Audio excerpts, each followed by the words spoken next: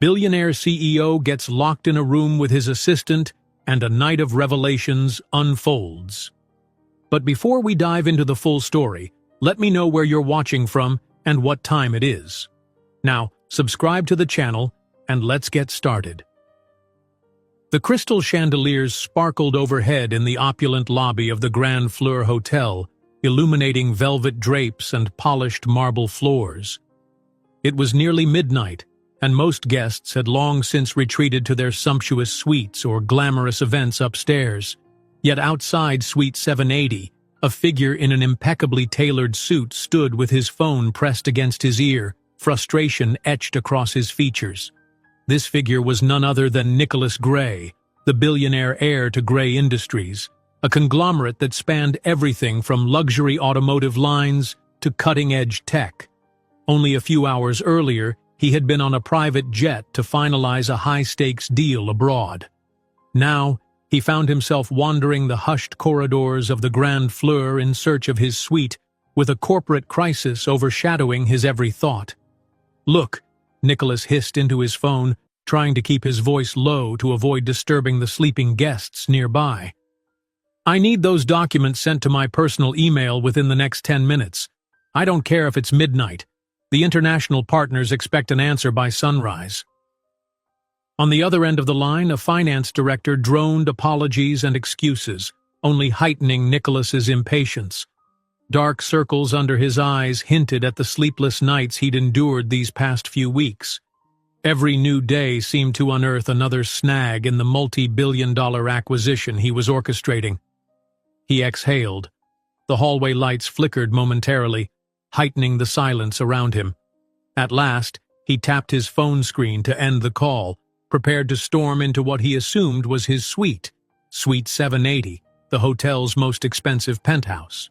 But in his exhausted haste, he failed to notice a discreet sign near the door handle.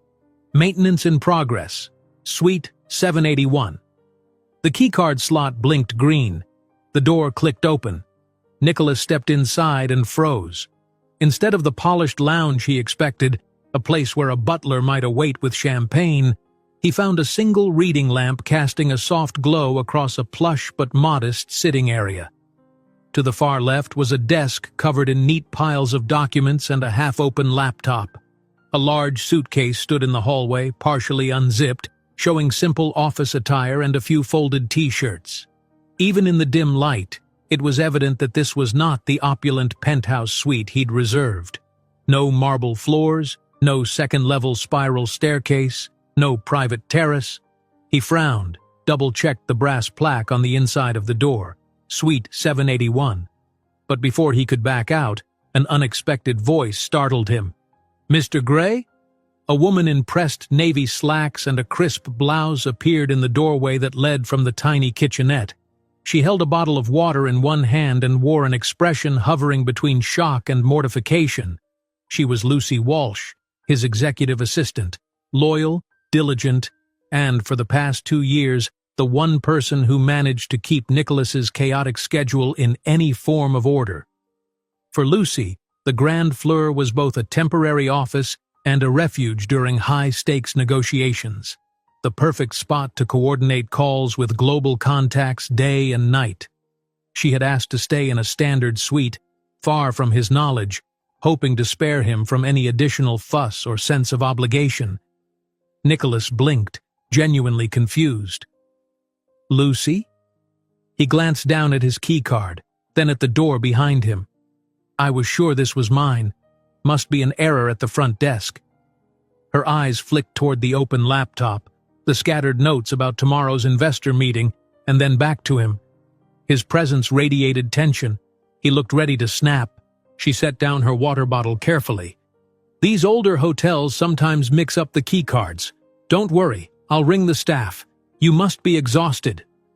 She reached for the room phone, but something, or someone, had other plans. A sudden loud click reverberated from the outside corridor. Nicholas rushed to the door and tried turning the handle. Locked. He slid his keycard in and out again. Nothing. "Great," he muttered. "Now the door's jammed." Lucy tried the phone, but the line was dead. Perhaps the malfunction that had triggered the maintenance sign. She pulled her cell phone from her pocket, only to see the dreaded no service icon. That's odd. Reception's never failed me here. Nicholas's frustration flared. Unbelievable. I should have known the hotel's refurbishment was still incomplete.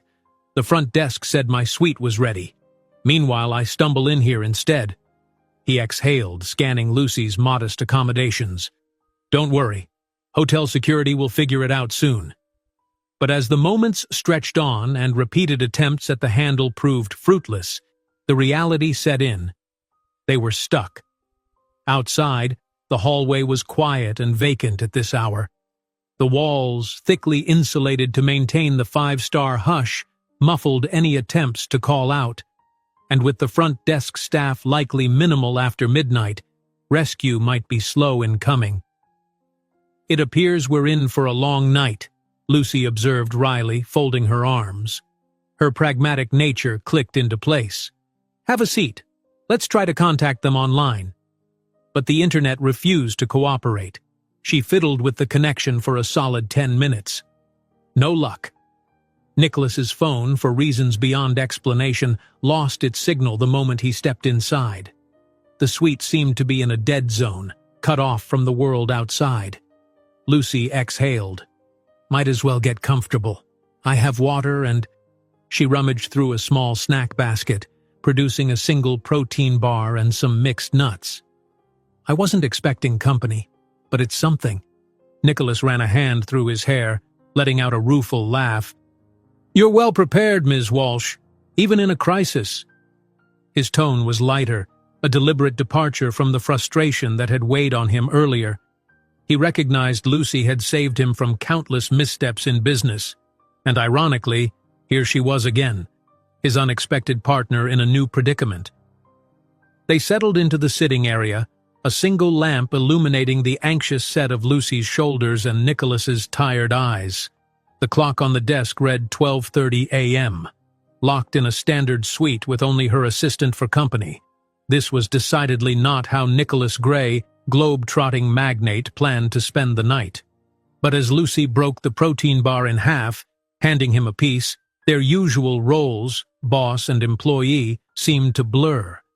They shared an odd sense of camaraderie. It wasn't like the boardrooms or corridors of Gray Industries.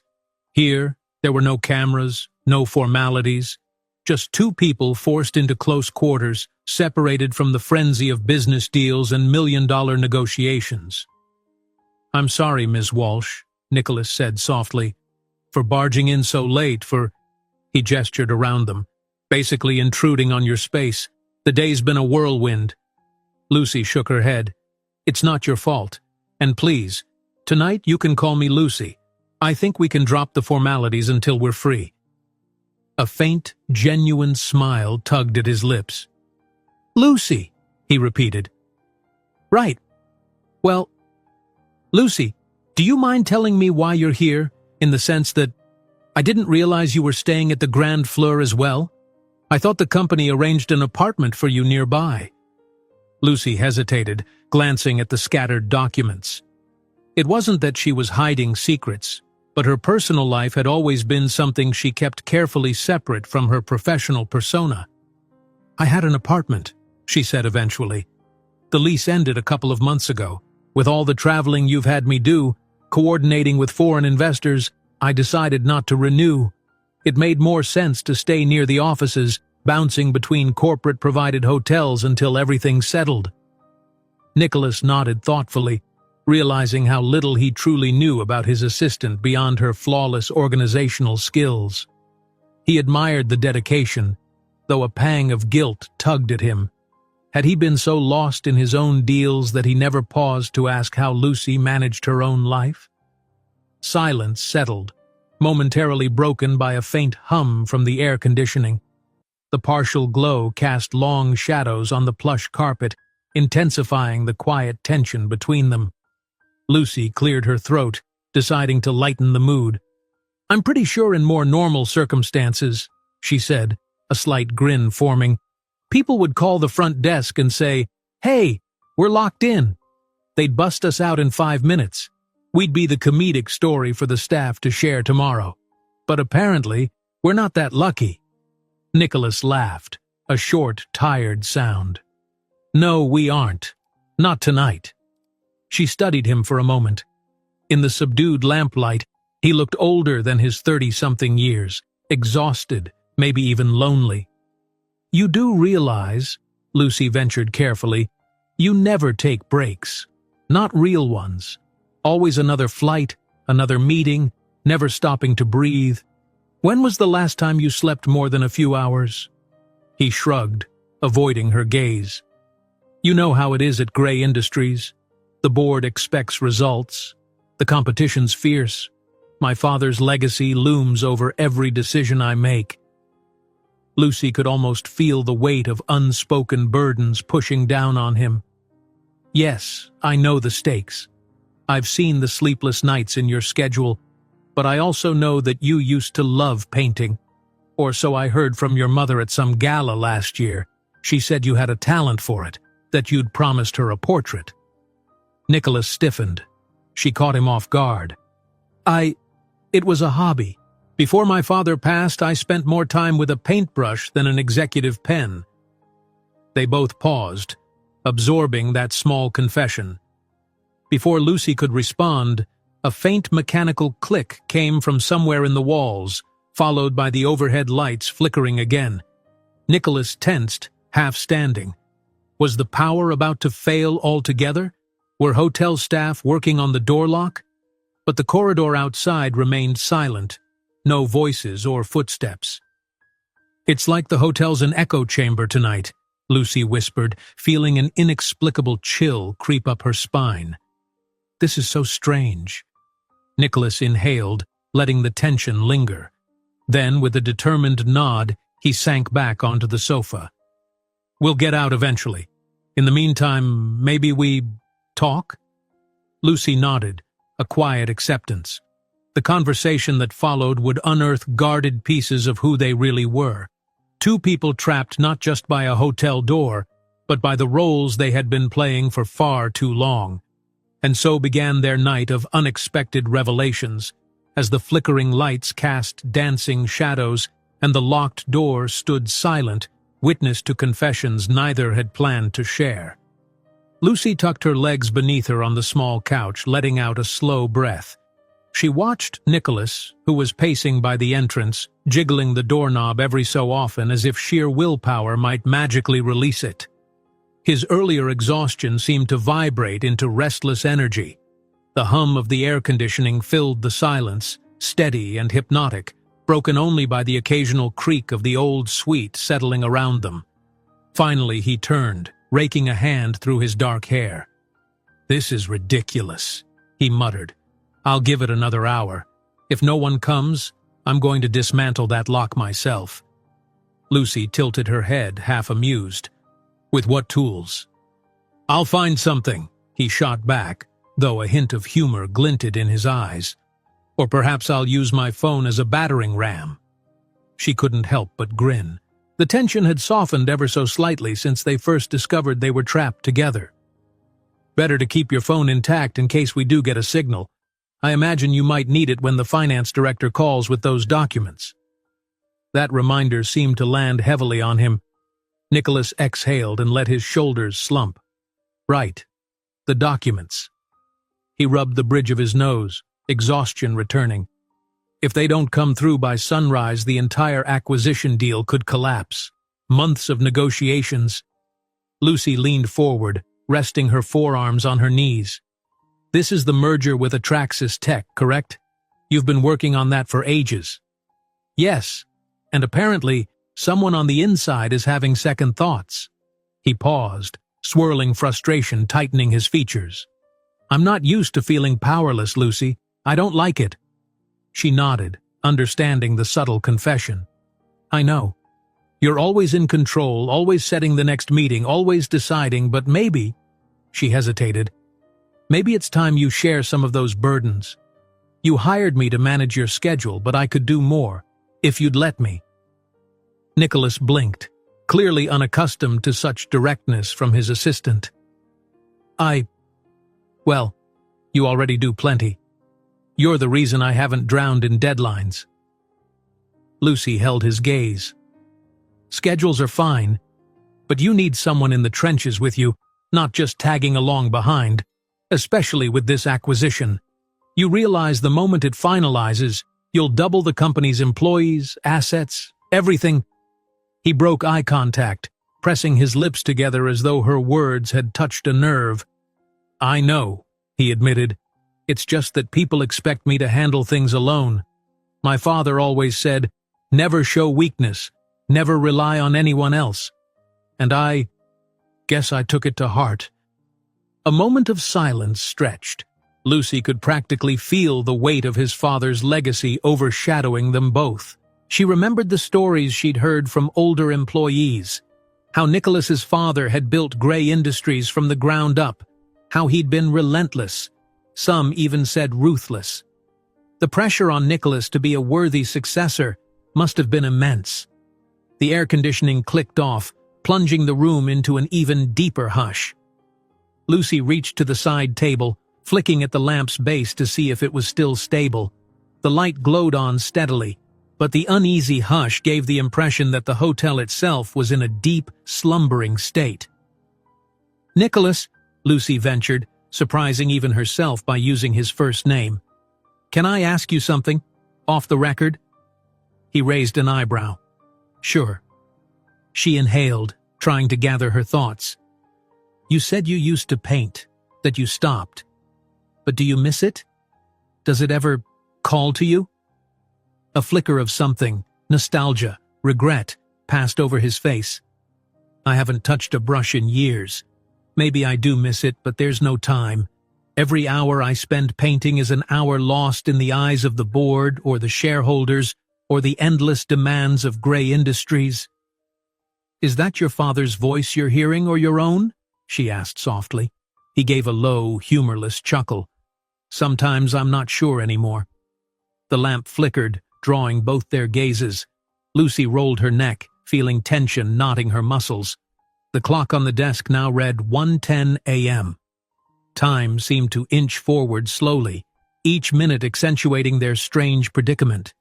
Trying to shift to a lighter topic, Lucy asked, So, aside from painting, did you ever have other normal hobbies? Nicholas leaned against the wall, arms crossed. A faint smile tugged at the corner of his mouth, as though he found the question unexpectedly charming. Define normal. She shrugged. I don't know. Going to the beach, playing an instrument, binge-watching reality TV, the silly stuff everyday people do. He smirked. I can't imagine you watching trashy reality shows. You're too composed. Lucy laughed, a short, soft sound. Trust me, I have my guilty pleasures. Work is intense. Everyone needs an escape. You want to know mine? Badly scripted soap operas from the 90s? The cheesier, the better. He let out a genuine chuckle, perhaps the first real laugh of the night. Now, that's something I didn't expect.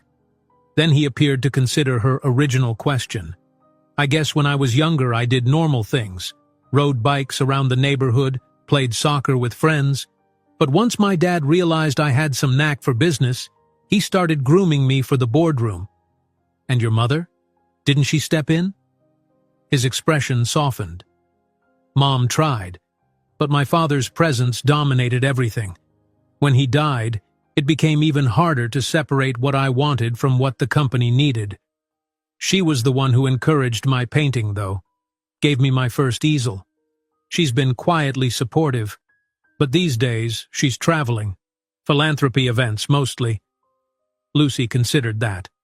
Well, for what it's worth, your father's legacy might be big, but you're allowed to forge your own path, no matter how many board members raise their eyebrows.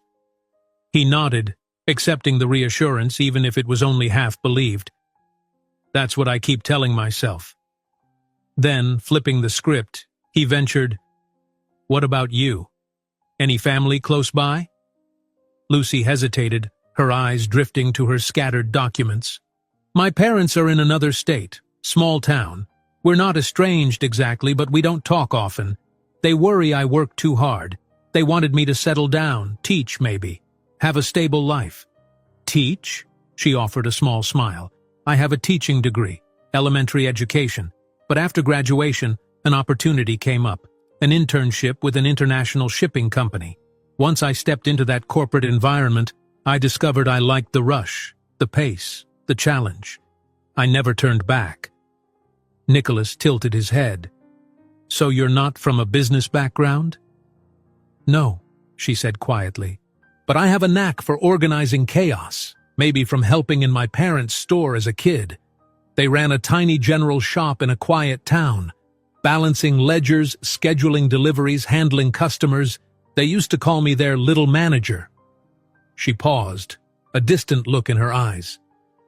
I guess that skill stayed with me, and eventually I found my way to you. He studied her carefully, as though seeing her for the first time. I guess I never asked.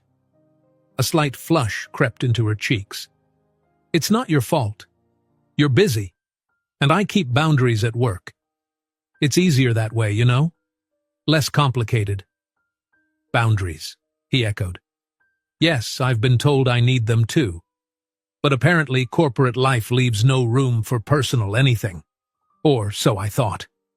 Their gazes locked in a moment of quiet understanding. They were two people used to existing within the constraints of roles and responsibilities. Now, with neither their phones nor the outside world demanding their attention, they couldn't help but let those strict barriers slip a little. A sudden crash sounded in the hallway, as if something toppled over.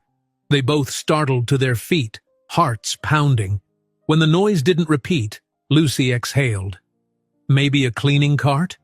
She grimaced. This hotel is giving me the creeps tonight. Nicholas looked to the door, fists clenching. If only someone would walk by and notice the jammed lock. They hovered near the entrance, listening, but heard no voices, no footsteps. Just silence. Eventually, Lucy stepped back and motioned for him to sit down. Come on, shouting at the door won't help. She held out what remained of the nuts, a tiny offering of solidarity. We'll share and we'll wait. In the morning, housekeeping or the day manager is bound to come by. Nicholas exhaled, dropping back onto the couch. He accepted a few of the mixed nuts, chewing slowly as though the taste was entirely new to him. Locked in a regular suite, surviving on rations meant for one person. He half laughed at the absurdity. I guess it's a forced retreat from all the chaos. Lucy nodded, her voice soft. Sometimes life has a funny way of making us pause when we need it most. The clock read 1:45 a.m. now. Neither of them knew that the hours ahead would bring confessions and confrontations far beyond the scope of any boardroom drama, an unraveling of secrets held too tightly and desires long left unspoken. For the first time in years, Nicholas Gray wasn't in control, and perhaps, just maybe, that was exactly what fate intended. The next time Lucy checked the small digital clock, it was nearly 2:15 a.m. The hours were passing slower than she'd ever experienced, perhaps because there was nowhere to run, no tasks she could efficiently complete, and, unlike every other night of her professional life, no corporate crisis she could solve with a quick phone call or spreadsheet. A forced standstill. She sighed and rose from the couch, pacing a slow circle around the room. I need to stretch, she murmured. My legs are cramped. Nicholas nodded, still sitting, the tension of the night etched across his brow. He'd undone the top 2 buttons of his dress shirt, revealing the collarbone beneath, a sign of surrender to the improbable predicament. A half-empty glass of water sat on the end table, watery condensation dripping down the side. Lucy drifted over to the desk. Aside from her laptop, which was in standby mode, and a few documents detailing timelines for upcoming investor meetings, there was a single hardcover notebook on top. She brushed her fingertips across its leather cover, thinking how it represented so many hours of strategic planning. Suddenly, none of that planning mattered. The real world had receded. You know, Nicholas said quietly, drawing her attention, I've been in 100 different hotels, no, 1,000 maybe. Slept in penthouses with private elevators, worn the plushiest robes money can buy. But tonight, He let out a self-deprecating chuckle. Tonight I'm stuck in a regular suite rummaging through a protein bar, and it feels more real than anything in a long time. Lucy pivoted on her heel to face him. Real? He shrugged, running a thumb along his lower lip absently. In my usual life, everything is curated, protected even. The staff in a penthouse are all paid to ensure I never face a single inconvenience. My calls are filtered. My schedule is handled by you. My day always moves forward at breakneck speed. But right now, we're forced to just sit with ourselves. She studied him. There was a raw honesty in his voice. And is that such a bad thing? She asked softly. He glanced at her and then away. No, maybe not.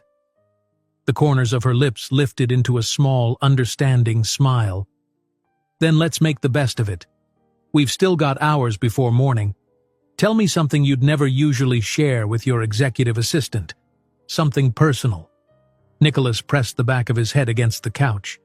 His expression flickered between amusement and trepidation. Ah, so we're playing confessions now? She shrugged. Call it what you will. We're locked in after all. No place to hide. I'll go first. All right, he replied, curiosity piqued. Lucy paused, momentarily uncertain. She scanned the room, as though she might find courage in the innocuous decor. I sometimes wonder, she began, if I made a mistake not becoming a teacher. Watching kids learn, seeing their eyes light up when they understand something new, that was always my dream. I left it behind to climb the corporate ladder. And while I do well in this environment, there's a part of me that wonders if I sold out. Nicholas pursed his lips, considering her words. Do you regret it? She stared at her hands, the lamplight catching the faint glimmer of her watch. I don't regret it exactly. I like what I do. I've traveled more than I ever imagined, worked with brilliant people, seen behind the curtain of some of the world's biggest deals. But every so often, like on days off when I pass by a school playground, I get this pang, this thought of what might have been. Nicholas nodded slowly. You and I are alike in that regard. We both followed what everyone else said was the logical path. Or maybe we were simply good at something that overshadowed the other things we loved. He paused, then exhaled, as if deciding to heed her request for honesty. When my father passed away, I was thrown into the CEO role practically overnight. I tried to juggle painting at first. I set up a small studio in my penthouse. But then the stress piled on. Emergency board meetings, new expansions, media scrutiny. Everyone questioned whether I was capable. The painting supplies sat there untouched for months. Eventually, I threw them out. Or maybe I donated them. I can't recall. Too busy to remember. Lucy felt a pang of sympathy. No wonder you seem so tightly wound, she teased gently. You never got to decompress. He offered a rueful half-smile. Yes, well, tension is part of my brand, I suppose. But hearing you talk about the kids, sometimes I wonder if painting was my only real chance at unguarded expression. Everything else is a performance. There was a quiet hush after his last words, broken only by the beep of the desk clock flipping from 2:19 to 2:20. The quiet hum of electricity pulsed overhead, though not a single occupant seemed to stir beyond these walls. Lucy cleared her throat. Then maybe, after all this madness, you should set aside a weekend to paint. He let out a small laugh. A weekend? You know my schedule better than I do. I've not had a free weekend in over 3 years. True. She looked at him earnestly. But you're the boss. Technically, you can rearrange things if you really want to. He gave a half-smile, though it didn't fully meet his eyes. Funny how that never seems possible. Before Lucy could respond, an unexpected vibration buzzed against the glass of the coffee table. Both looked down. Nicholas's phone lit up with a single bar of reception. He snatched it in an instant. It's from the finance director, he said, reading the caller ID. Relief and frustration warred on his face. Let's hope it's good news. He tapped to answer, pressing the phone to his ear. "Yes? Did you manage to finalize the docs?" Lucy could hear the tinny murmur of the finance director's voice, but not the words. She watched Nicholas's shoulders grow taut, his brow furrow. "What do you mean they're incomplete?"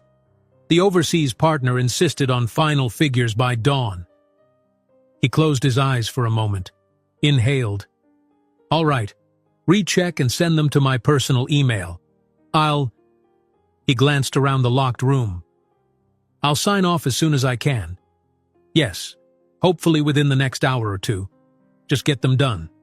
He ended the call, letting the phone fall to his side. "It never ends," he said wearily. "If I can't sign these documents soon, the whole deal might be delayed by another quarter. It'll impact the stock, our brand reputation, everything." Lucy crossed to him, gently placing a hand on his shoulder. It was an uncharacteristic gesture of closeness. "They'll manage, and if it's delayed, we'll handle the fallout. You don't have to shoulder it all alone."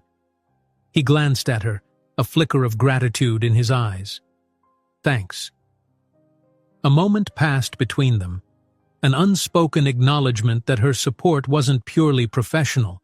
It felt personal, warm, genuine in a way that blindsided them both. Lucy drew her hand back slowly, unsettled by the electricity in the air. "You must be starving," she said softly. "There has to be a minibar somewhere." Nicholas nodded. "Let's hope for something beyond a half bag of nuts." They moved to the small kitchenette. Lucy opened a discreet wooden cabinet, revealing a modest minibar fridge. She crouched down and inspected the contents, rummaging past small bottles of sparkling water and overpriced mini champagne. A few candy bars, some chips, not exactly gourmet. She pulled out a small chocolate bar, reading the label. $15 for something the size of my palm. Hotel markup is insane. Nicholas crouched beside her, looking over her shoulder. "At least it's better than an empty fridge." He reached in and extracted a bag of potato chips, wincing slightly at the brand's flamboyant packaging and probable cost. They set their findings on the counter. Lucy rummaged for a plastic-wrapped set of disposable cutlery, discovering only a few cheap spoons and forks. "Well, there's no microwave, so cold chips and chocolate it is." Nicholas shrugged. "Beggars can't be choosers." Then, with a wry smile, he added, "I suppose we can expense it to Gray Industries, right?" Lucy had to laugh at the absurd notion.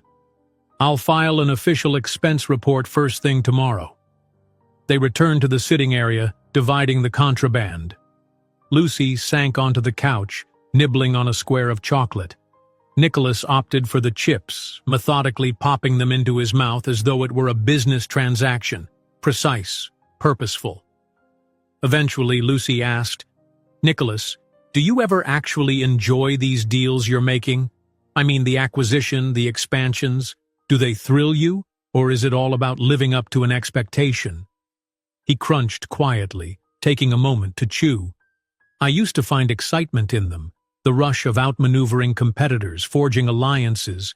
It was a game, an art form. But lately, I don't know. Maybe it's the sense that once this deal is done, another is just waiting around the corner. There's never a real moment to savor success. It's always the next, and the next." She understood that feeling all too well. Corporate culture, right? We applaud each milestone, but only for a second. Then it's on to the next objective. He shifted, propping an elbow on the back of the couch. "Yes. And now I'm locked in here, forced to reflect on a life that's basically non-stop. It's jarring." She leaned closer, finding it strangely natural to lower her voice in the quiet space. "Jarring can be good if it shakes you out of a bad pattern." A distant rumble of thunder sounded outside. Lucy realized the city must be on the edge of a nighttime storm, though she could see no windows from their vantage point in the suite's interior. Nicholas paused, gazing at the small meltdown of candy wrappers and empty water bottles that formed their meager feast. "You know, Lucy, in all the years we've worked together, we've never talked like this." She nodded. "We never had the chance. You rarely slow down. And I always thought you preferred strict professionalism, no room for personal chatter." He inhaled. "Partly, yes, but maybe it was a shield. If I don't get close to anyone, then I won't disappoint them, or they won't see the cracks." "You're not obligated to be perfect," she replied gently. "In fact, trying to be might be the problem." A flicker of vulnerability crossed his eyes, but he steadied himself. "What about you? Isn't that why you keep your distance? Remain strictly business at the office? Do you fear letting people in?" Lucy bit her lip. "Sometimes. My last relationship ended because I worked too much. He said I was obsessed with other people's schedules and left no space for ours. Since then, I decided personal life and professional life don't mix well." Nicholas's tone softened. "That's tough. I'm sorry." She shrugged, feigning nonchalance. "It's okay. He wasn't wrong. I do invest a lot in my job." "Because you're good at it," Nicholas offered. "Because you care." She realized he'd been quietly observing her for a while, noticing her dedication, perhaps more than she realized. "Yes, I care. You're an intense boss, but I believe in gray industries. At least in the potential of what we can do for communities, for innovation. That's what keeps me going." Nicholas leaned back, thoughtful. "You know, there's so much talk of synergy and expansion, but we rarely discuss the human aspect, like the employees whose lives will shift after a merger or the families impacted by new factory openings. It's all numbers. Sometimes I wish I could see the real faces behind the data." Lucy smiled softly. "Then do it. Make the time. Set up visits, talk to employees personally. They might appreciate that more than you know." He nodded, but a wave of fatigue seemed to wash over him. The couch was surprisingly comfortable. Lucy saw the weariness tugging at his eyelids, felt it in her own bones too. The day, no, the entire night, had stretched them both thin. She pointed to the clock. 2:50 a.m. "We should try to get some rest. Morning isn't far off. Maybe housekeeping will come bright and early." Nicholas gave a tired laugh. "You think we can actually sleep locked in like this?" Lucy shrugged, picking up the scattered wrappers. "We can take turns on the couch, or—" She gestured to the bedroom door, adjacent to the living area. "The bed in there is big enough, obviously, but I can stay out here if that's more comfortable for you." He considered it, then replied, "Let's both just rest in the living room. Easier to hear if anyone comes by." He hesitated, noticing the single sofa. "Though I think you should take the couch. I can sit in the armchair." Lucy glanced at the armchair with its stiff, upright back. It didn't look conducive to sleep. "You sure? It's not exactly—" he insisted, a faint note of gentlemanly pride in his voice.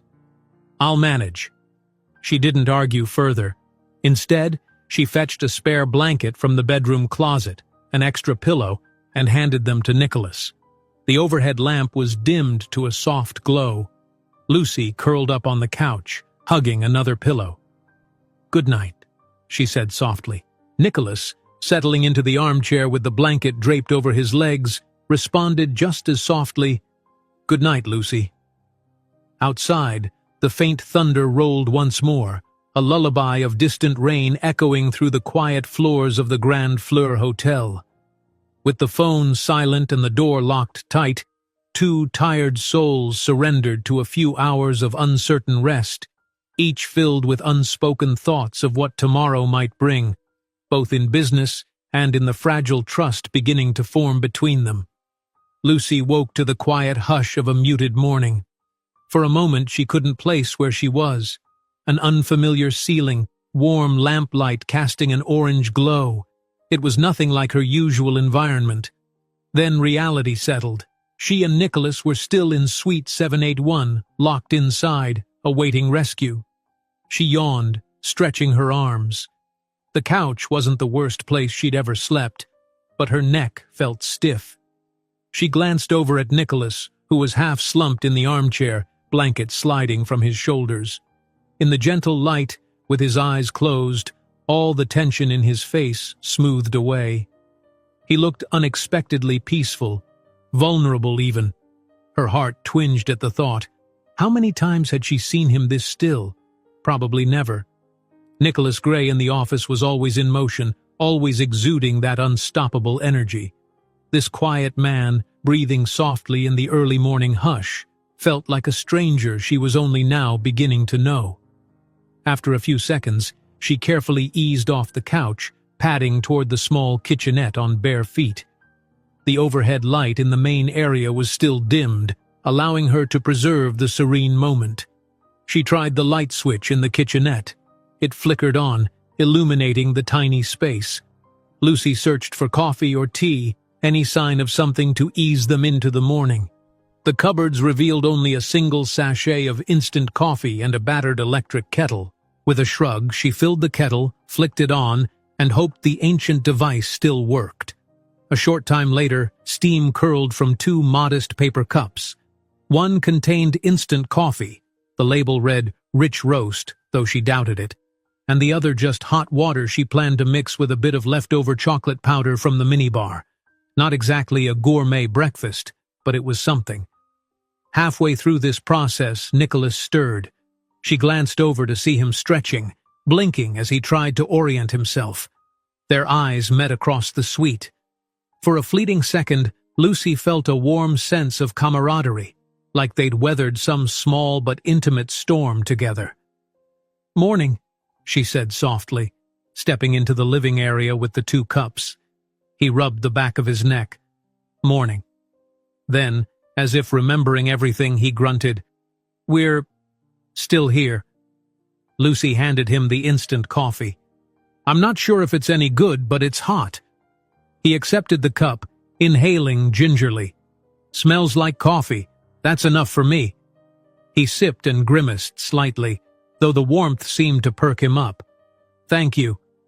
She settled on the couch, crossing her legs. "No voices in the hallway yet?" Nicholas shook his head. "I just woke up. Didn't hear anything all night after we dozed off." He reached for his phone, which had slipped to the floor sometime during the night. Pressing the screen, he found no new messages or calls. "No signal," he muttered, frustrated. "Still in a dead zone." Lucy fiddled with her own phone. Also nothing. She frowned, sipping the makeshift hot chocolate. Strange that the hotel staff hasn't done the morning rounds. Usually housekeeping would have knocked by now to see if a guest needed fresh towels. Nicholas raised an eyebrow. Maybe the front desk has us labeled as "Do Not Disturb," or the staff is short-handed. Lucy sighed. Or we just have the worst luck. He rose, crossing to the door. Morning light from the hallway made a faint line at the threshold, but the lock still refused to budge. He tugged it, tried the key card again, then pounded once on the solid wood. "Hello?" he called. No response. Lucy's lips tightened. "Could we break the doorknob? Force it open?" Nicholas examined the mechanism.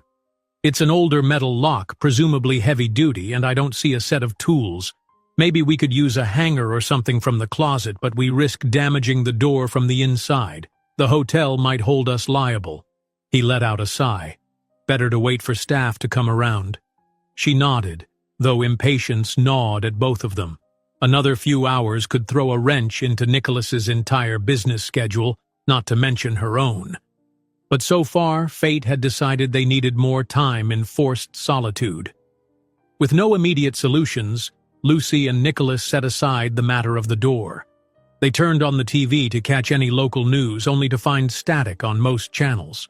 The few that did come through played early morning infomercials, the volume so low that nothing was intelligible. Lucy flipped it off again, rolling her eyes. "This is turning into one of those bizarre stories no one will believe." Nicholas let a chuckle escape. "At least we have mild entertainment. Me, pacing like a caged lion." He paused, then checked the time on his watch. 7:15 a.m. Typically, I'd be on my second or third call by now. Lucy flashed a teasing smile. "You might survive missing those calls." He gave her a wry look. "Possibly, but I can't say the same for my anxious directors." Then he turned earnest. I do appreciate how calm you're being. If it was anyone else locked in with me, they'd probably be panicking or calling me incompetent for letting this happen." She shrugged lightly. "It's out of our control. I figured we might as well stay composed." After a moment's pause, she added, "That said, I am worried about how the rest of the team at Gray Industries is handling everything. They might think something terrible has happened to us." Nicholas nodded, brow furrowing. "Yes, hopefully they'll realize we're not showing up for scheduled calls. I'd guess that might trigger a search eventually. Or a meltdown. Either way, someone should figure out we're stuck." Silence settled again, broken only by Lucy tapping her fingernails on the coffee table. The surreal nature of the situation pressed on them. She could sense his mounting tension, that underlying compulsion to check emails and plan out every second of the day. In a moment of impulse, Lucy rose and pulled her laptop from the desk. "Let's see if we can at least open some offline documents," she suggested, pressing the power button. The screen came to life, but the Wi-Fi icon flashed a sad no network signal. Sighing, she scrolled through her saved files. "I have some meeting agendas we can review. It might kill time." Nicholas shrugged, coming over to peer at the screen. "Might as well. Doing something is better than waiting around." They ended up sitting side by side on the couch, the laptop perched on Lucy's lap. The angle was awkward, but Nicholas leaned in, scanning the bullet points she'd prepared for an upcoming investor summit. Lucy pointed out some data she'd compiled about prospective expansions. "This part about integrating Atraxis Tech's software capabilities into Gray's automotive systems, I think that's going to be the game changer for us," Lucy said, highlighting a paragraph. "If done right, we could lead the charge in self-driving innovations across multiple countries." Nicholas nodded thoughtfully. "Right. That synergy alone could add billions in value. But there's pushback from certain board members. They worry about the risk of tech failures tarnishing the automotive brand." Lucy arched a brow. "But if we don't pivot, we risk being behind the competition. People expect cutting edge from Gray Industries. If we just rest on existing laurels, we'll be overshadowed by more agile firms." He considered her words. "Exactly. And that's why the acquisition is crucial, even if it's terrifying. Sometimes you have to leap." She smiled at his unintentional pun. "Well, you're no stranger to big leaps." He met her gaze. "Nor are you, Lucy. I see the leaps you take every day, coordinating 1,000 moving parts, preempting crises. You're basically the backbone of my entire executive operation. I don't thank you enough." She felt a flush of warmth at the sincere acknowledgement. "You thank me with a paycheck," she teased, then let sincerity seep into her voice. "But you're welcome. I believe in what we do or I wouldn't work here. Simple as that." They continued discussing strategic points for perhaps half an hour, occasionally drifting onto tangents about employee morale and philanthropic ventures. It was a far more relaxed meeting than any they'd had before, free of time constraints or external pressure. Lucy discovered that hearing Nicholas's unfiltered thoughts on corporate responsibility and innovation was oddly refreshing. At some point the conversation lulled, and Lucy closed the laptop. They both looked up at the same time as though they'd shared a silent understanding. There was only so much business talk they could use to distract themselves from the enclosed reality they still faced. Nicholas exhaled, checking the door once more. Silence. "I'm starting to think the entire hotel might be deserted," he joked, though the humor fell flat. He stared at the door handle. "Should I try forcing it?" Lucy hesitated. "I'm torn. If you damage the lock, we might get stuck even worse. But if we do nothing..." She grimaced. "Let's at least see if the phone line is still dead." She crossed the room, lifting the phone receiver. No dial tone. She tried pressing a few buttons. Nothing. Setting it down, she turned to him with a helpless shrug. He ran a hand through his hair, then took a deep breath. "All right. One last attempt with the doorknob. If it fails, I might consider more drastic measures." They both moved to the entryway. She stood back while he jiggled and twisted the knob. A faint scraping noise suggested the bolt was stuck inside its slot. Lucy tried to see if there was a narrow crack through which she could slip something, but it seemed hopeless. "Ugh," Nicholas muttered, stepping back. "It won't even budge a fraction." Lucy placed her hand lightly on his arm. "We might just wait for housekeeping then. If they show up at 10, that's only a couple more hours." He frowned, glancing at his watch. "Feels like an eternity. But you're right." In the quiet that followed, Lucy realized they'd been standing close, her hand on his forearm, his gaze unwavering. She cleared her throat, stepping back to give space. Nicholas didn't move for a moment, then he exhaled. "Guess we're stuck with each other's company for a while longer." "Could be worse," she joked faintly, trying to diffuse the tension that brewed whenever they noticed how close they were. A knock, a single sharp rap, startled them both. Nicholas's head snapped toward the door. "Hello?" he called urgently. "We're locked in here." Lucy's eyes went wide, relief flooding her features. "Finally," she whispered, "we're saved." But no voice answered. Instead, there was a second knock, softer this time, and then silence. Nicholas pressed his ear to the door. "Is someone out there? Please, we need help." Again, no response. He tried the handle, still locked. Lucy tried pressing her palm flat to the door, but heard nothing aside from the faint hum of the corridor lights. A shared, perplexed look passed between them. "That's not normal," Lucy breathed. "Who knocks on a locked door and then leaves?" Nicholas's jaw tensed. "Maybe they heard us calling and ran to get help?"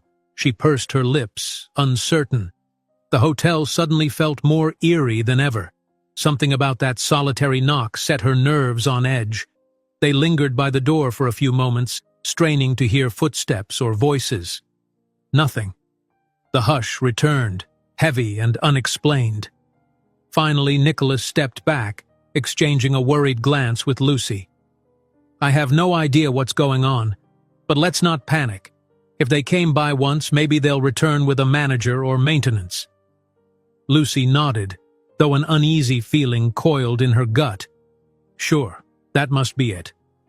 Stuck again, they returned to the living area, hearts drumming with anticipation. Minutes ticked by with excruciating slowness. Still no sign of rescue. As the morning light outside drifted toward mid-morning brightness, Lucy and Nicholas were left with a growing sense of unease. They were no longer just trapped by a faulty door. They were caught in a strange limbo, somewhere between relief that they'd glimpsed a possible rescuer and the ominous worry that no real rescue was coming at all. A tense quiet settled over the suite, punctuated only by the soft hum of the air conditioning and the faint sounds of life beyond the windows. Car horns, distant traffic, the muffled bustle of a city that seemed tantalizingly close yet unreachable. Lucy paced near the kitchenette, arms folded, head tilted as if straining to catch any sign of movement in the corridor. Nicholas leaned by the door, arms braced against it, as though debating whether to risk hammering again. Minutes dragged on. Finally, he let out a frustrated sigh, stepping away.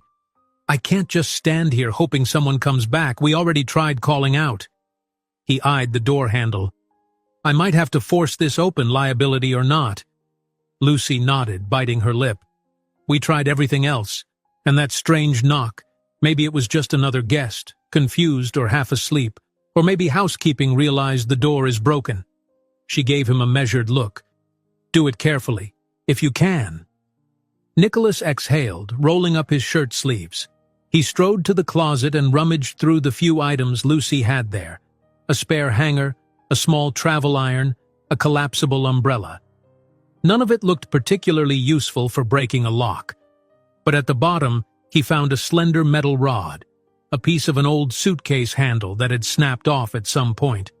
"This might do," he said, "if I can wedge it into the frame and push the bolt back." Lucy joined him at the door, the rod in hand. They exchanged a resolved glance. He slid the rod's tip between the door and the frame, carefully trying to feel where the latch was lodged. Lucy pressed her ear to the wood, straining to hear any change in the metal. The tension in the air thickened as Nicholas grunted, leaning his weight into it. "Something's shifting," he muttered, "but not enough."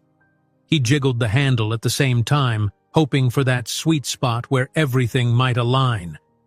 The wood creaked under pressure, and Lucy held her breath, half expecting the frame to crack. Suddenly, a scraping sound emerged, as if the latch were giving way. They both froze, waiting for the latch to slide back. But a moment later, it jammed again. Nicholas cursed under his breath.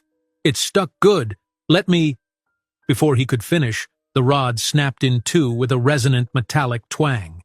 He staggered back, nearly losing his balance. Lucy gasped, stepping aside. Part of the rod clattered to the floor. Nicholas stared at the broken piece in his hand, breathing heavily. "Great," he muttered, frustration flaring. "That was our best shot." He hurled the piece onto the coffee table, the clang echoing in the stillness. Lucy frowned, picking up the second segment from the floor. "At least you didn't injure yourself." She touched his arm gently, feeling the coiled tension in his muscles. "We'll figure out another way." He drew a slow breath. "I know. I'm just tired of feeling powerless." Running a hand through his hair, he stepped away from the door. "Let's give it one more hour. If no one comes, I'll try kicking it in." Lucy's eyes widened. "You'd risk your leg like that?" A grim smile touched his lips. "I'll manage.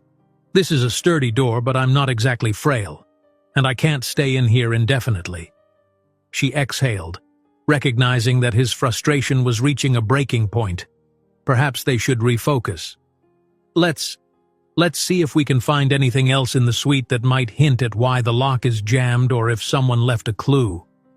Her voice came out slightly shaky, and she wondered if the stress was making her paranoid.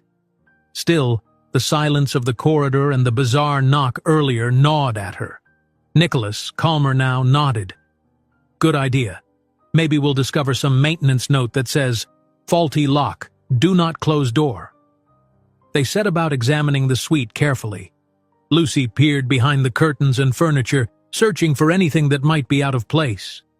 Nicholas checked the desk drawers, lifting each folder in case something hid beneath. All they found were Lucy's own work materials, standard hotel stationery, and some generic tourism brochures stuffed in a drawer.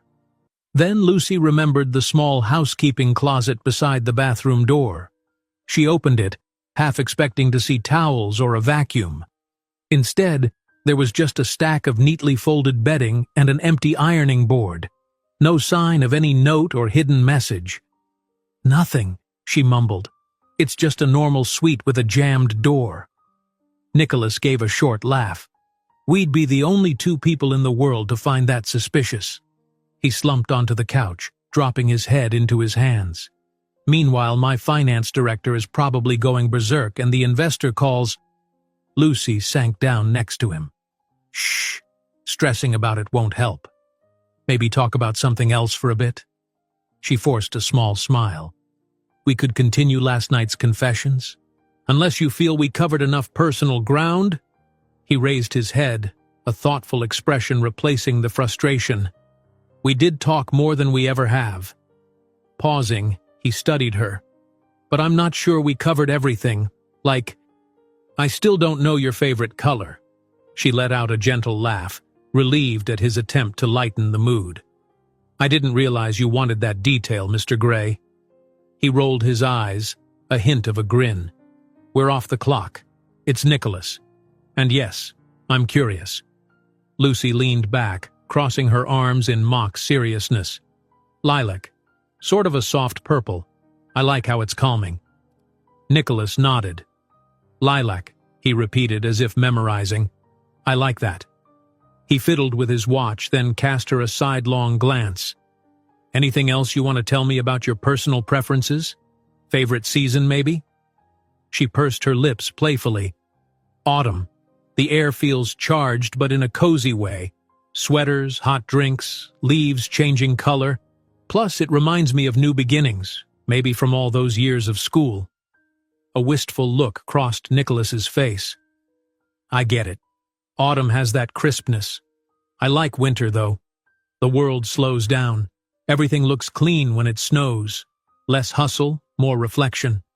Lucy offered a knowing grin. Figures the man who never stops working would like the season that forces everyone else to slow down. He laughed softly, conceding the point.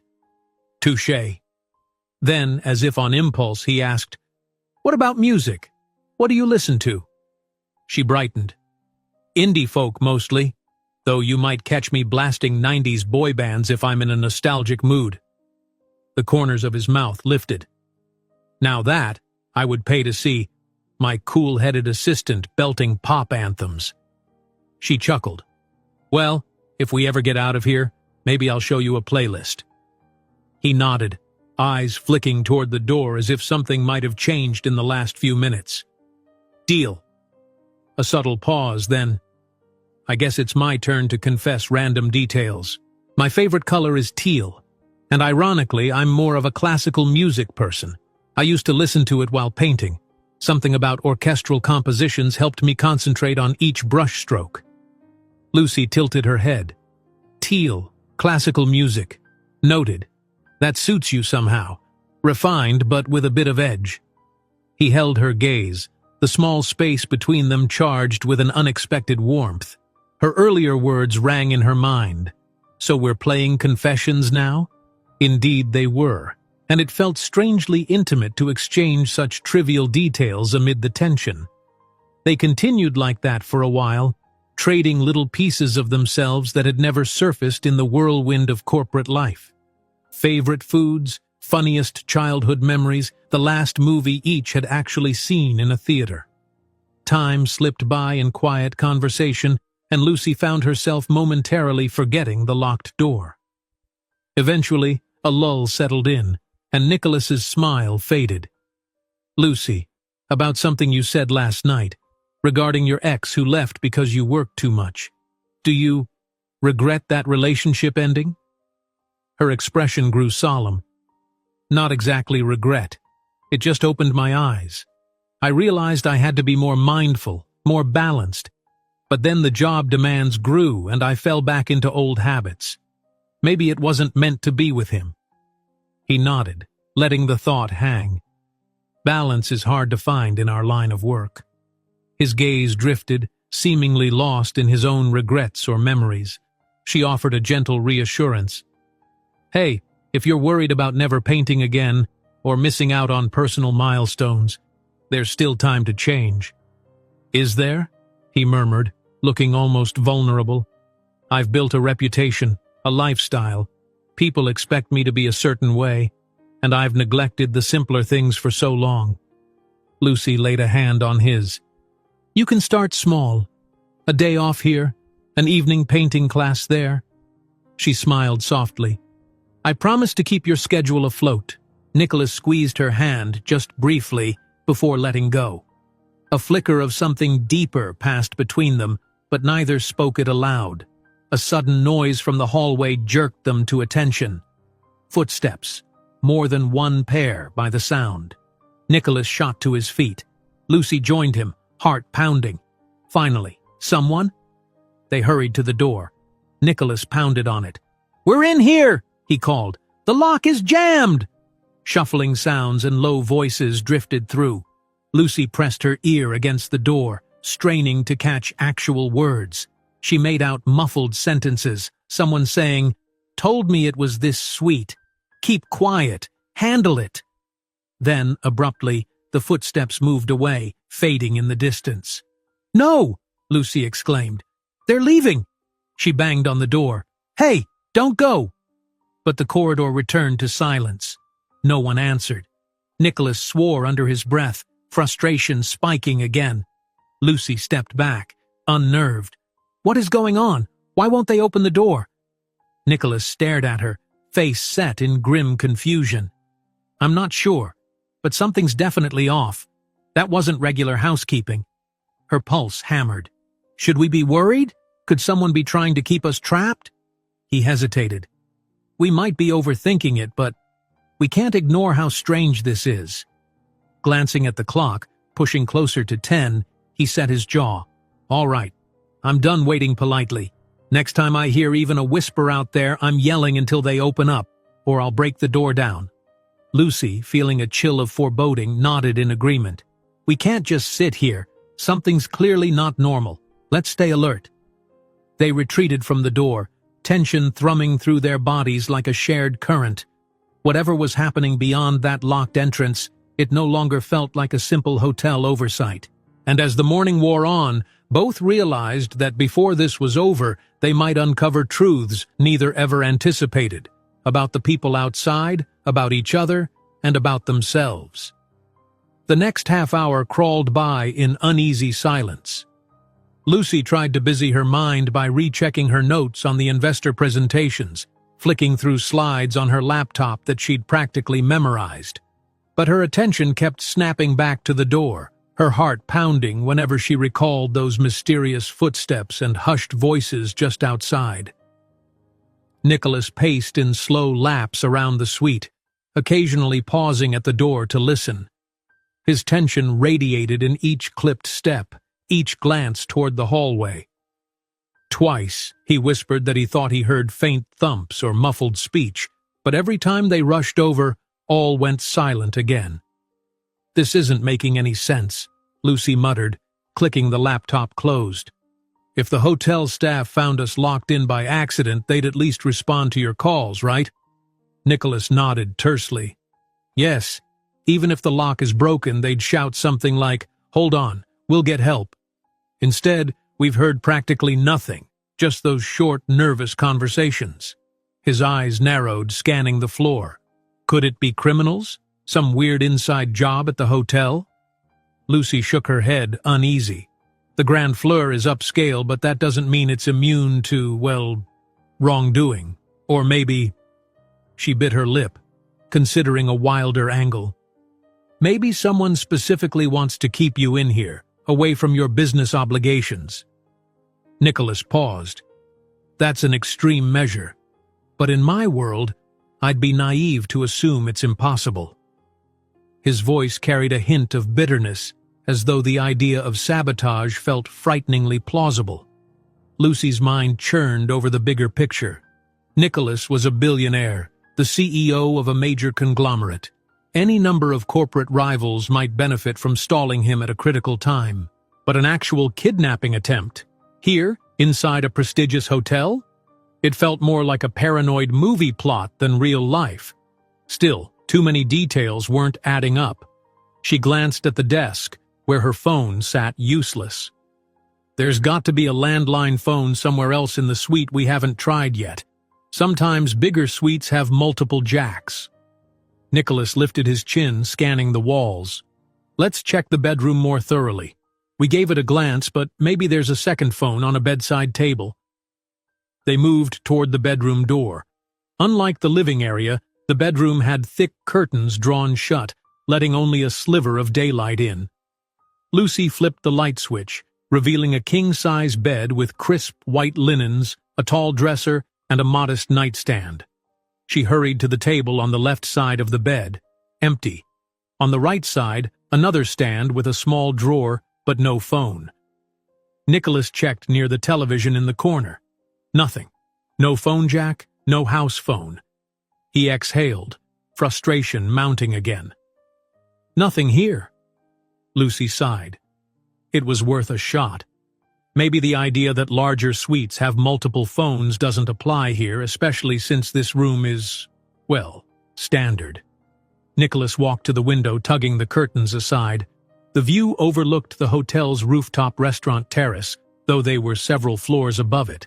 He couldn't see any staff, just empty tables and chairs. "This place really does look deserted. Weird for mid-morning," he commented. "There should be people getting breakfast or coffee by now." Lucy joined him, pressing her forehead against the glass. The terrace was usually bustling, but only a few umbrellas swayed in a gentle breeze. No signs of life. "Is the restaurant closed for renovations? I didn't see any mention of that when I booked." Nicholas shook his head. "I recall reading about renovations in certain wings, but not this one." His voice grew taut. Whatever's going on, it's more than just a jammed door. They lingered at the window a moment longer, hoping to spot a passing waiter or staff member.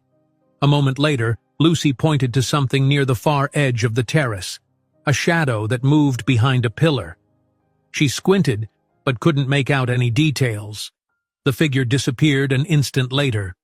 "We should try signaling," Lucy urged. "If someone's out there, maybe they'll notice." She looked around for anything to wave, a bright shirt, a towel. Settling on a white pillowcase, she tugged it free from the bed. Nicholas unlatched the window only to find it wouldn't slide open more than a few inches. "It's locked, or it has one of those safety stoppers," he said through clenched teeth. Still, he managed to force the gap wide enough to slip a hand through. Lucy leaned in, flapping the pillowcase out the opening. The breeze caught it, causing the fabric to flutter gently against the glass. "Hey!" she called softly, though she doubted her voice would carry that far. "We're stuck in here." Nicholas scanned the terrace for any reaction. Nothing. They waited, hearts thumping, but no one emerged. When Lucy's arm began to tire, she let the pillowcase fall to her side. No luck. Reluctantly, Nicholas slid the window shut. Even if someone did see the movement, they might just think it's housekeeping. But I guess it was worth a try. He turned back toward the bed, where Lucy placed the pillowcase on the rumpled sheets. Their eyes met, a shared sense of frustration charging the air. The suite felt both safe and stifling, like a gilded cage with plush furnishings but no real way out. Lucy's stomach growled, reminding them both that they hadn't eaten anything substantial since the previous night's meager snacks. Embarrassed, she pressed a hand to her abdomen. "Seems my stomach's decided to speak up." Nicholas offered a rueful smile. "Same. Let's see if we have any leftover minibar rations." They returned to the living area to survey the small fridge. One miniature chocolate bar and a tiny bag of crackers remained, both wildly overpriced. Lucy took the crackers, Nicholas the chocolate. They split a bottle of water. As they settled onto the couch to share the sad meal, Lucy tried to inject some levity. "If we're still in here by lunch, I might chew the furniture." Nicholas smirked, though worry still creased his brow. "I'd prefer not to find out if the upholstery is edible."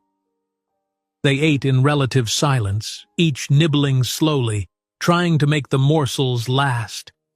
There was something bizarrely intimate about sharing a sparse breakfast like that, almost reminiscent of camping in the wilderness, except this was a top-tier hotel and the door was locked from the inside.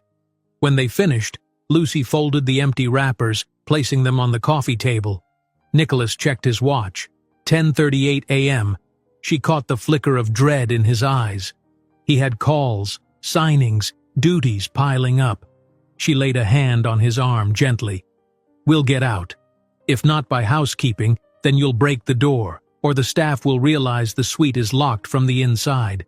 One way or another, the day won't end with us still here." He nodded, exhaling. "Sorry. I keep letting the frustration take over. You're handling this much better than I am." Lucy gave a half shrug. "I figure it'll make a great story once we're free." Her attempt at cheeriness almost convinced her, but deep down, a nervous flutter churned. "Besides, you were there for me that first night. We're in this together." They lapsed into a more companionable silence. Nicholas took the remote, flipping on the TV again to see if there was any functioning local news. Static greeted them on most channels, an odd glitch that further heightened their sense of isolation. Eventually, they found a faint signal on a 24-hour news station, but the picture was grainy, the colors warped, and the audio cut in and out. Something about a big political rally downtown.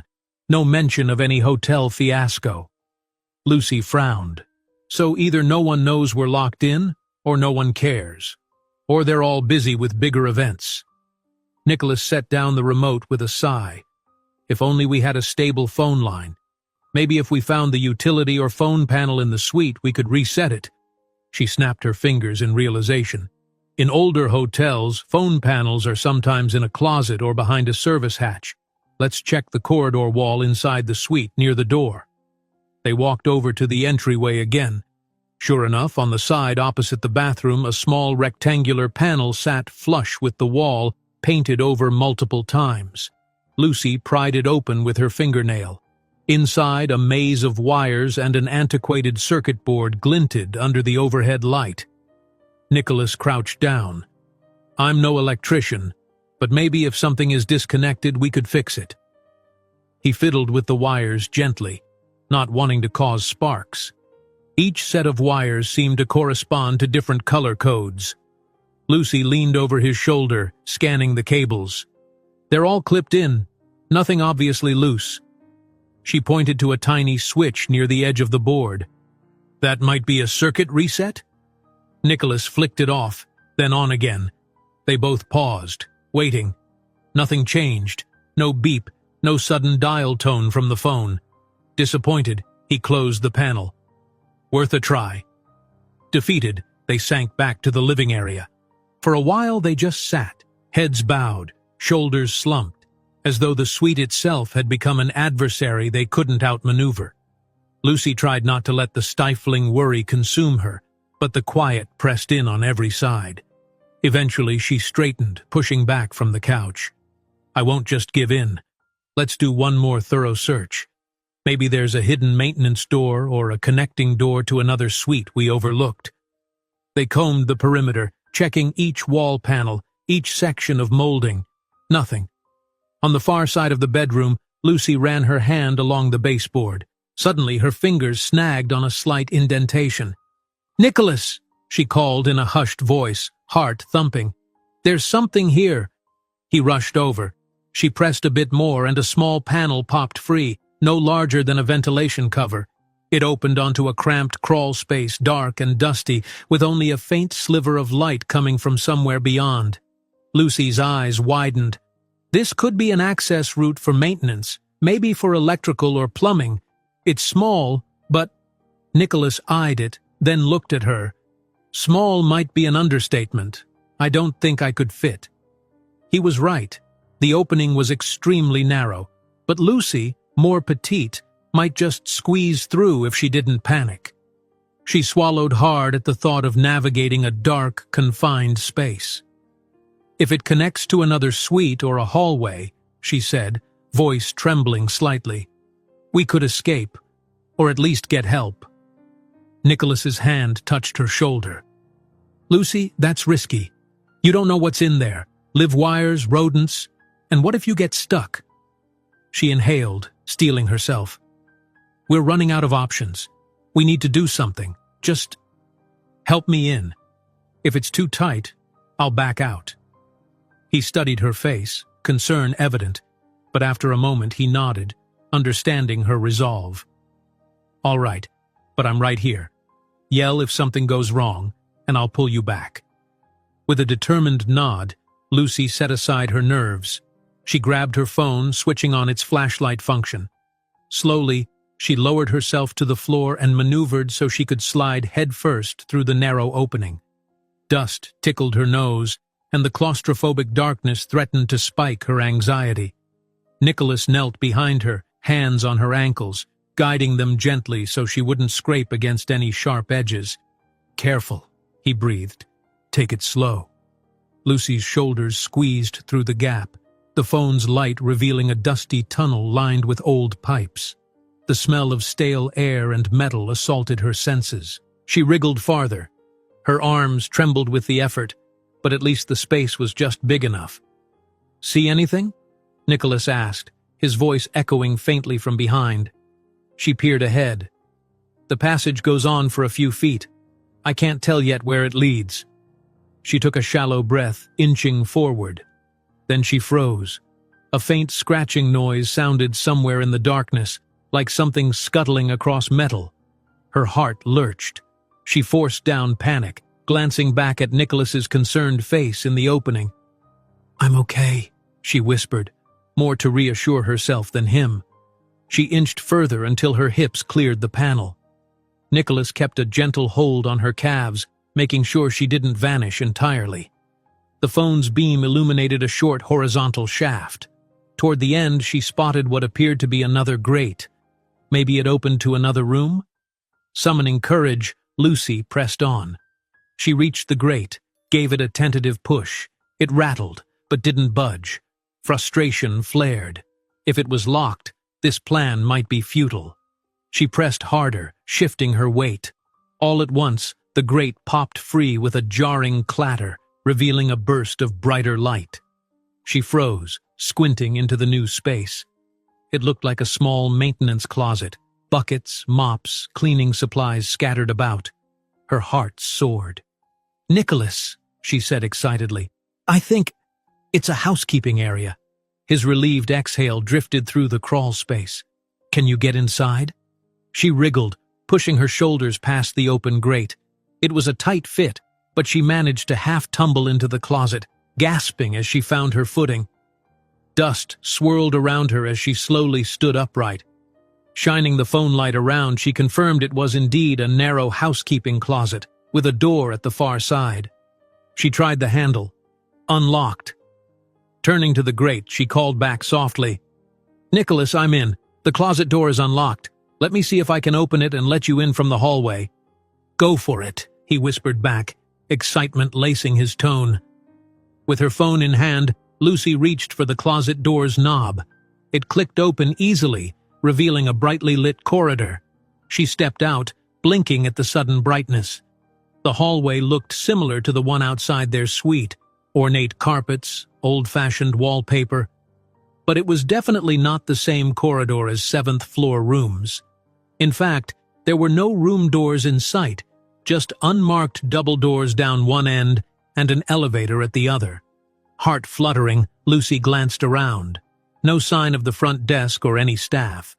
She considered her next move. Should she search for an exit or run back and open Nicholas's suite door from the outside? But that door was on the 7th floor. Where exactly was she now? A distant clang drew her attention toward the double doors, as though someone had just pushed a cart or closed a metal cabinet. Anxiety warred with determination. Nicholas was still waiting. Taking a breath, Lucy headed carefully for the elevator. If she could figure out which floor she was on, she might go up or down to the 7th floor's main hallway, then unlock 781 from the outside. The elevator panel read, "Service lift only, authorized personnel." She pressed the button anyway, heart pounding in her ears, praying it would function. A low rumble echoed. The service elevator doors slid open, revealing an empty car with bright fluorescent lighting. Lucy stepped in and scanned the panel of floors, B1, B2, 1, 2, 3, up to 9. She tapped 7, but the button refused to light. She pressed it again. Nothing. The rest of the buttons also stayed dark. Only one seemed faintly illuminated. With no time to lose, Lucy hit 1, hoping it would at least take her to the lobby or somewhere with staff. The doors slid shut with a metallic hiss, and the elevator descended, rattling slightly as it moved.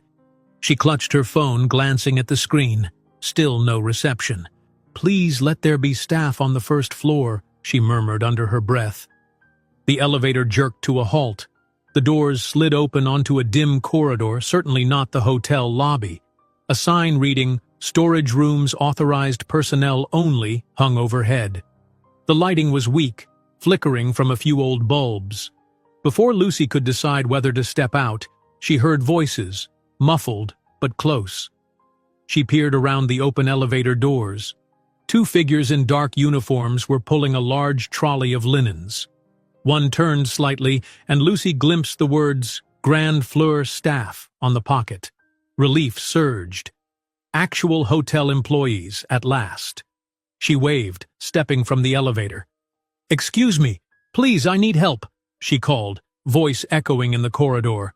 The staff members paused, turning with startled expressions. But the moment they saw her, their faces darkened with alarm. One hissed something in a language Lucy didn't recognize. The other set down a clipboard, looking uneasy, almost afraid. Lucy's pulse quickened.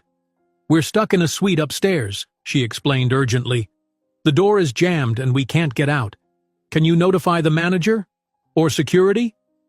The staffers exchanged a nervous glance. Then one stepped forward, shaking his head.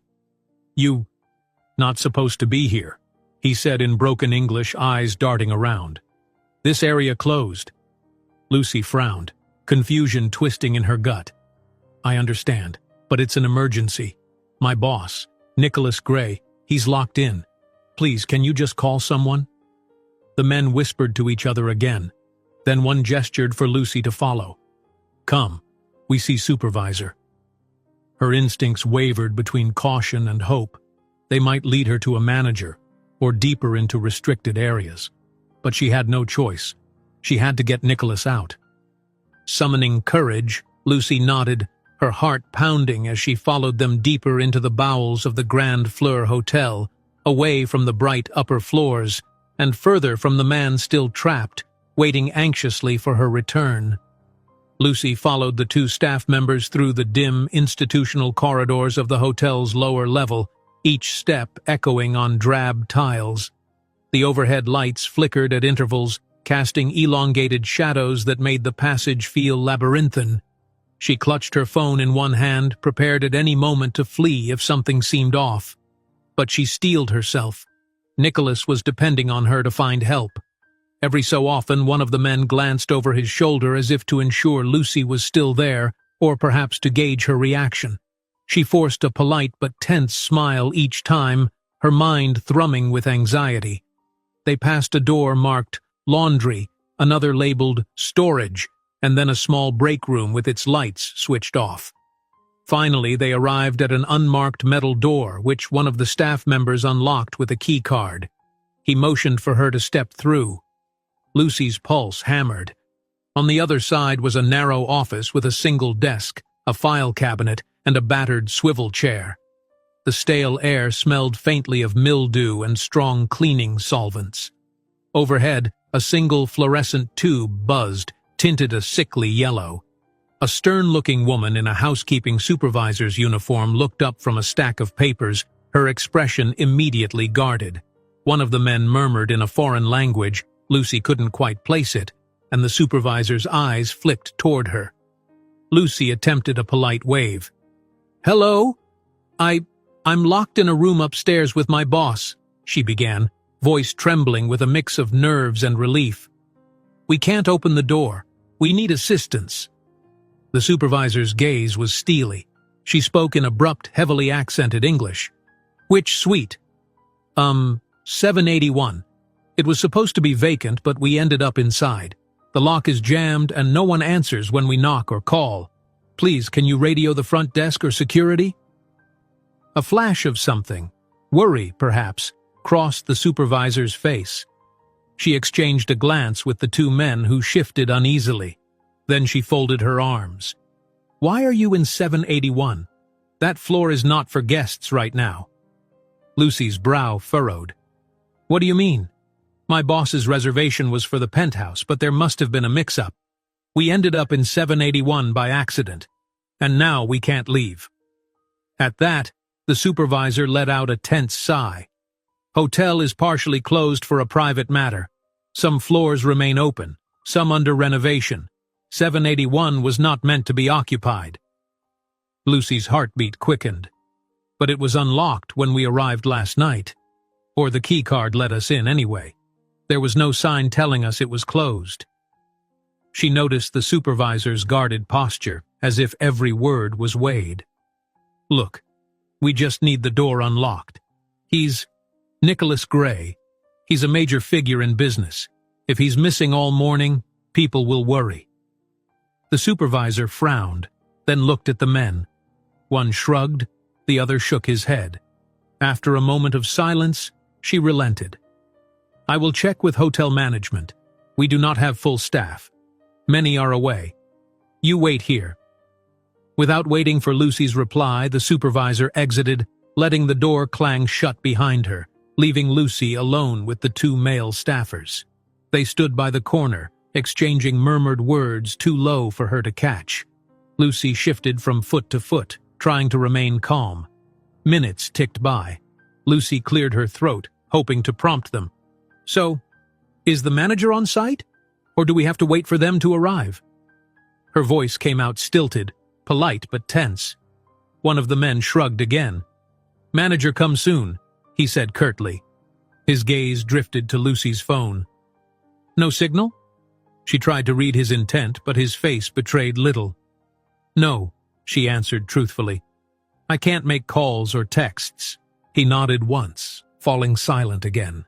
The second man, who hadn't spoken English yet, just fiddled with a ring of keys, glancing at Lucy once in a while with an inscrutable expression.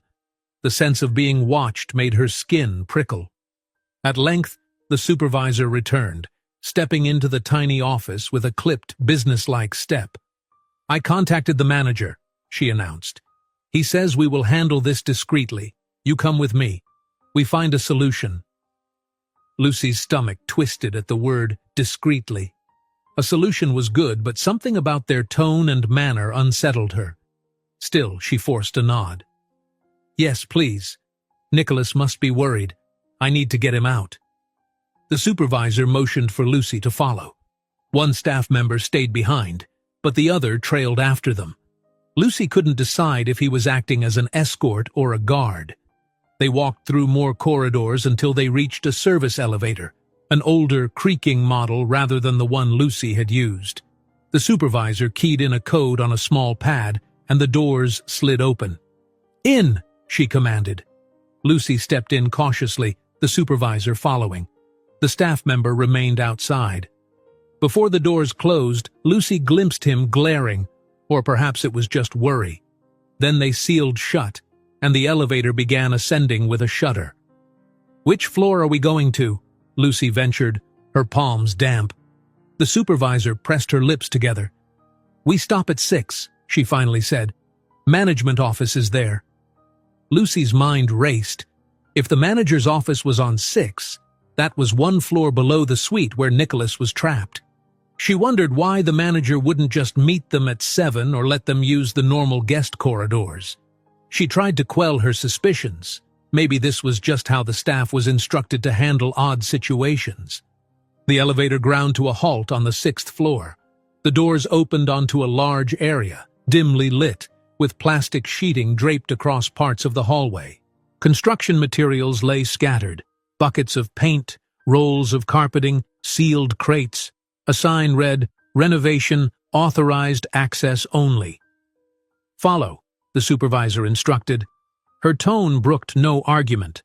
Lucy stepped over a coil of cable, taking in the half-finished walls.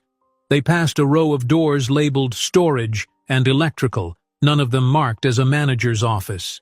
Another corner turned and Lucy realized they were heading deeper into the closed section of the hotel. Her anxiety spiked. "Is the manager actually set up in one of these offices?"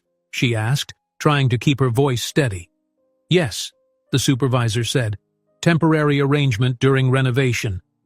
Lucy bit her lip, nodding. That made a certain sense. Maybe the main offices were under construction. Yet each step forward felt heavier than the last. At last, they reached a plain door with no number, partially ajar. The supervisor knocked once, then pushed it open. Inside was a makeshift office space, a folding table with a laptop, a couple of plastic chairs and overhead lighting that buzzed faintly. A tall, silver-haired man stood by the table, flipping through a binder. He looked up with a mix of curiosity and something else. Apprehension? "You found the guest?" he asked the supervisor, his voice crisp but subdued. She nodded, gesturing to Lucy. "Yes, manager. She says she's locked in 781 with another occupant. They got in by accident." The man, apparently the manager, set down the binder and approached Lucy with a carefully polite smile. "Miss Lucy Walsh," she said, raising her chin. "I'm Nicholas Gray's assistant. We were given a key to the wrong suite and now the lock is malfunctioning. Please, can we get help opening the door?" The manager's expression flickered. "Nicholas Gray," he repeated as if testing the name. "Of Gray Industries?" Lucy nodded, a wave of relief that he recognized the name. "Yes, he's an important guest. We need to free him quickly. He's missing key business calls." The manager inhaled through his nose, tapping the table with a gloved finger, a detail Lucy only now noticed. Why gloves? They looked more like thin work gloves than a typical manager's attire. "I see. This is quite unfortunate," he said softly, "but I'm afraid there's a complication." Lucy's heart rate spiked. What complication? He regarded her for a moment as though weighing how much to reveal. "That suite is part of a sealed area. We're not open to the public there. Construction tasks, sensitive updates. Someone must have made an error with the key system. I assure you, we never intended a guest to be in that room." Lucy advanced a step. "Right. Well, we are in that room. So can we fix it now? I can take you there, or you can lead me. We just need that door unlocked." The manager lifted a hand, stilling her urgency. "The door's internal mechanism might be compromised. If it's truly jammed, we'll require maintenance staff with specialized tools." He flicked his gaze to the supervisor. "Mr. Aguilar's team is currently off-site, collecting equipment. They won't return until later this afternoon." Lucy frowned, frustration mounting. "Afternoon? That's hours away. There must be a simpler solution. Can't you call a locksmith or your head of security?" A faint sigh escaped him. "Phone lines in the renovation wing have been unreliable. We do have a direct line from the main lobby, but that's currently offline. There was an electrical issue last night." He gestured to the plastic-covered hallway. "You see the state of things." Lucy's mind spun, excuse after excuse. "Then we'll go to the front desk ourselves," she proposed. "I'll help find the right staff. There has to be a quicker fix."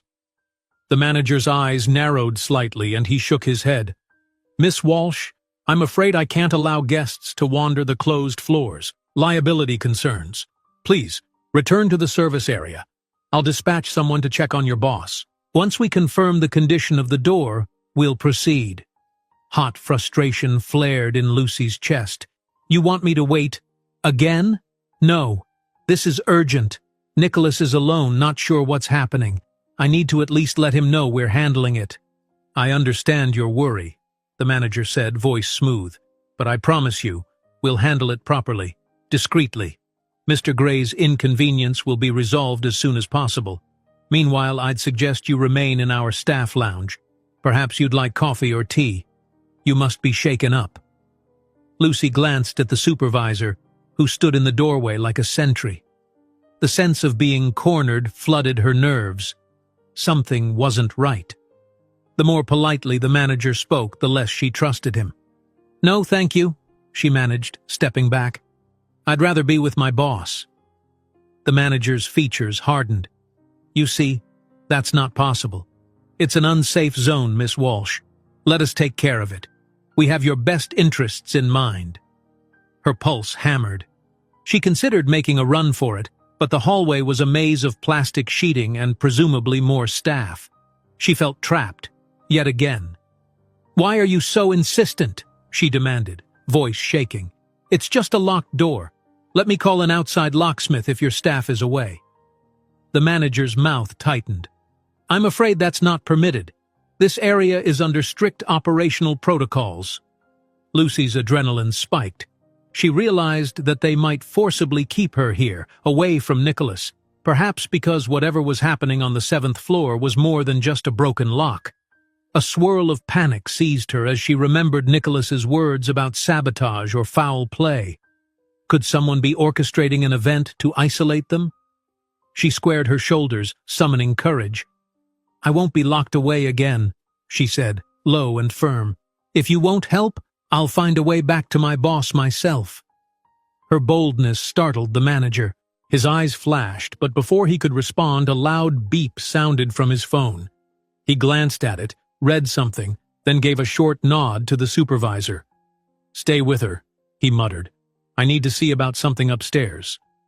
And with that, he brushed past Lucy, stepping into the hallway.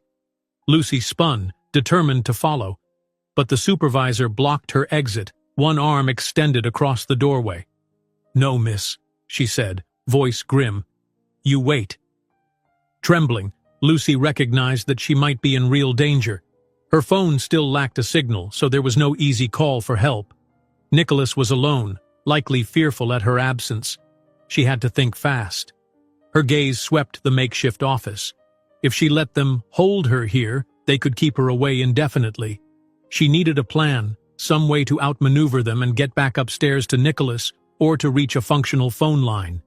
She inhaled slowly, trying to calm her racing heart. One thing was clear. These staff members' unwavering insistence suggested they were hiding something, and Lucy Walsh had no intention of remaining an unwitting pawn in their game. She steadied herself, locked eyes with the supervisor, and prepared for the next move, whatever it took to protect Nicholas and expose the truth lurking behind the Grand Fleur Hotel's locked doors. Back in Suite 781, Nicholas prowled the living room like a caged tiger. He'd stood by the door for what felt like an eternity after Lucy's disappearance into the crawl space, ears straining for any sign of success. At first, hope had surged when he heard faint scraping sounds behind the walls. She was making progress. But then, silence. Minutes turned into an hour. He glanced at the clock, past noon now, and dread sank in his gut. Had Lucy found the exit? Was she searching for hotel staff? If so, why hadn't she come back or at least called to reassure him? His phone still showed zero signal. The suite's silence felt suffocating. He tried to calm himself, telling himself that Lucy was capable, intelligent, resourceful. She'd find help, free him, and they'd laugh about this bizarre incident over a real lunch. But an inescapable worry gnawed at him. He recalled the strange knocks, the muffled voices in the corridor. Something was off. Finally, resolve hardened in his chest. Enough waiting. If Lucy couldn't return, he'd have to take matters into his own hands. He moved to the bedroom to inspect the crawl space opening she'd used. Maybe he could squeeze through despite his larger frame. Even if he got stuck, it was better than doing nothing. He knelt by the vent grate in the baseboard. The panel Lucy had popped open was still ajar. The hole behind it looked disconcertingly narrow. "Here goes," he muttered to himself, unbuttoning his dress shirt further for easier movement. A swirl of dust greeted him as he peered inside. Taking a deep breath, he eased his head and shoulders into the crawl space. Almost immediately he felt resistance. The shaft was painfully tight, pressing on his chest and back. He gritted his teeth trying to twist sideways, but the angle just wasn't right. There was barely space to move. His arms were pinned awkwardly. After a minute of fruitless struggling, he retreated, heart thumping from the claustrophobic sensation.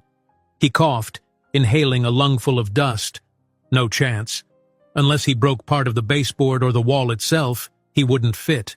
And with no tools remaining, he'd already snapped the makeshift metal rod. He had little recourse. He slumped on the bedroom carpet, running a hand through his hair. "Damn it," he whispered. Lucy was his only hope for outside assistance. That realization weighed heavily, stirring an uncharacteristic surge of helplessness. He rose, returning to the main door. His earlier plan to kick it down might be the only remaining option. True, he risked injury, or potentially even getting stuck worse if the door frame splintered. But Lucy had been gone too long, and each second counted. Nicholas clenched his fists, mustering courage. He braced himself, then delivered a hard side kick near the latch. The sturdy wood shuddered under impact but didn't give. Wincing, he tried again, aiming lower. A dull thud reverberated, rattling his bones. The lock area groaned slightly. Perhaps a third or fourth attempt might break it. In the corridor he heard sudden movement, quick footsteps approaching. Nicholas stilled, adrenaline spiking. He pressed his ear to the door. The footsteps slowed, then paused right outside. "Yes," a muffled male voice whispered in an accent he couldn't place. "He's still in there." Another voice responded, too soft for Nicholas to discern the words. Then the footsteps moved away, heading down the hall. Nicholas's heart hammered. They knew he was inside. Whoever they were, they weren't busting him out. Why? What was the angle here? He swallowed, stepping back from the door in alarm. This was no innocent hotel mistake. Refusing to be a bystander, Nicholas steeled himself for another kick. He aimed for the spot near the bolt and slammed his foot forward. A loud crack splintered through the wood. Encouraged, he kicked again. The jamb split slightly, revealing a sliver of the metal bolt. One more blow might do it. Suddenly, a sharp jolt of pain shot up his leg as something clicked and jammed inside the lock. Nicholas stumbled back, clutching his knee. The door remained mostly intact, though now it had a spiderweb of cracks branching out around the handle. He limped to the couch, grimacing. That last impact wrenched his joint. Sweat beaded on his brow as he inhaled shakily, pushing down the throbbing ache. "Damn door," he muttered, frustration mingling with worry for Lucy. Time dragged on. He rose to pace again, testing his leg. It was sore, but he could put weight on it. Maybe he should try again, painful or not. He was poised to attempt another kick when he heard a gentle scraping outside. He froze, pressing close to the door. An instant later, a keycard slid into the electronic slot, and the handle jiggled from the outside. Relief surged. Someone was unlocking it. Nicholas stepped back, ready to see Lucy or a staff member come to the rescue. But the lock didn't disengage. Instead, a man's voice cursed quietly. More scraping followed, like they were inserting a tool or trying to pick the lock. Nicholas's relief evaporated, replaced by a growing sense of alarm. He debated rushing forward to help from the inside or preparing for the worst. Then, with a clunk, the door latch shifted. Nicholas inhaled in anticipation, stance guarded. The door swung in slightly, but it only opened an inch or two before slamming to a halt, caught on the splintered jamb he'd damaged. Through the narrow gap, Nicholas glimpsed a man in dark clothing wearing an ID badge that looked like hotel security. "You, Mr. Gray?" the man said in a thick accent. "You are alone?" Nicholas hesitated, stepping closer. "Yes," he responded warily. "Where's my assistant? Why is the door locked? Open it the rest of the way." The man peered through the gap, his eyes shifting. "Door is damaged. We must fix from outside. Please, step back." Nicholas narrowed his gaze. "Not until I see Lucy." A flicker of discomfort crossed the man's face. "She is safe, under staff care. We will bring her soon. Now step back. I fix door." Nicholas felt a swirl of anger and suspicion. "I'll step back if you tell me what's really going on. Why was this suite locked from inside? Why is the hotel so deserted?" The man pressed his lips into a thin line. "This floor is restricted. Mistake with key system. I am not authorized to say more." He wedged his foot against the door as if preventing Nicholas from yanking it open any farther. Nicholas's hands curled into fists at his sides. "Is Lucy in danger?" "She's fine," came the curt reply. "Now please move aside. We have orders to handle this quietly." Without warning, Nicholas lunged forward, trying to pull the door open from the inside. The man let out a startled cry, shoving back. Metal screeched against wood, and the gap sealed again with a violent slam. On the other side, Nicholas heard muffled shouts. There was more than one voice. A second later, the handle beeped, indicating the keycard was removed. Retreating footsteps echoed down the corridor. He pounded the door in frustration. "Hey, come back! Let me out!" Silence reclaimed the hallway. Nicholas's chest heaved. He clenched his jaw, realizing that whoever that was had no intention of freeing him until they were ready, and they clearly expected him to comply. The mention of Lucy being under staff care did little to soothe his growing fear. His mind raced. If they didn't want to harm Lucy or him, what was their endgame? Extortion? Hiding something on this floor? He recalled Lucy's theory. Perhaps a rival was orchestrating a delay to undermine Nicholas's business deals. But the entire fiasco seemed too elaborate and too secretive for a mere competitor. Seething, he limped to the couch, forcing himself to think logically. He had to find a way to break down the door completely. If he could pry apart the splintered wood near the latch, maybe he could dislodge the bolt from the frame. Eyeing the coffee table, he wondered if the sturdy legs could serve as a makeshift lever. Wincing at the pain in his knee, He eased the table aside, flipping it upside down. Each of its 4 wooden legs was screwed in. If he unscrewed one, he'd have a decent blunt instrument. With urgent motions, he found where the legs attached. They'd been tightened by machine, but perhaps he could— A beep from his phone startled him. His pulse leaped with hope. Signal at last? He grabbed the device, seeing one bar flicker for an instant, then vanish. Too slow. No messages, no calls. He let out a frustrated groan, tossing the phone onto the sofa. Focus, he reminded himself. He pried his nails under the leg's metal bracket, twisting with all his strength. After several minutes of straining, it budged. The leg rotated once, twice, until it loosened enough to pull free. Nicholas held it like a short club, panting. It wasn't much, but it beat kicking the door. He moved to the door, placing the wooden leg's edge against the split in the jamb. If he could hammer or wedge it enough to break the bolt, he might succeed. His knee protested as he positioned himself, but adrenaline pushed him forward. One hard blow, another, and the wood chipped away. A gap the size of a finger emerged, showing the bolt's tip. Carefully, Nicholas wedged the table leg in deeper, prying back. The bolt resisted. Sweat trickled down his temple, and he braced, using his weight to lever the makeshift wedge. The door groaned. For a moment he thought it would give. A snap rang out, and the table leg split in half. Nicholas staggered backward, nearly toppling. Panting, he stared at the broken shard in his hand. Another attempt foiled. A wave of fury and helplessness threatened to overwhelm him. He tried to calm his breathing. He had to keep a clear head. Attacking the door with brute force might injure him further, and if Lucy needed his help once he was out, he couldn't be limping around in agony. Perhaps he should focus on a smarter approach, if only there were a mechanical way to unlatch that bolt from inside. He crouched by the door, running his fingertips over the fractured wood. The bolt wasn't standard. It seemed to have an additional security measure, maybe a hotel-grade or internal security lock. It dawned on him that, ironically, Suite 781 might have been rigged to lock from inside as part of some hush-hush arrangement. All the more reason to suspect the people controlling it. Damn, he muttered again, gripping his hair. In a single night, his entire corporate world had collapsed into this claustrophobic predicament. Without Lucy by his side, a new type of loneliness twisted in his chest. He hated feeling powerless, but more than that, he hated not knowing if she was safe. He forced himself to stand and pace, each step a reminder of his sore knee.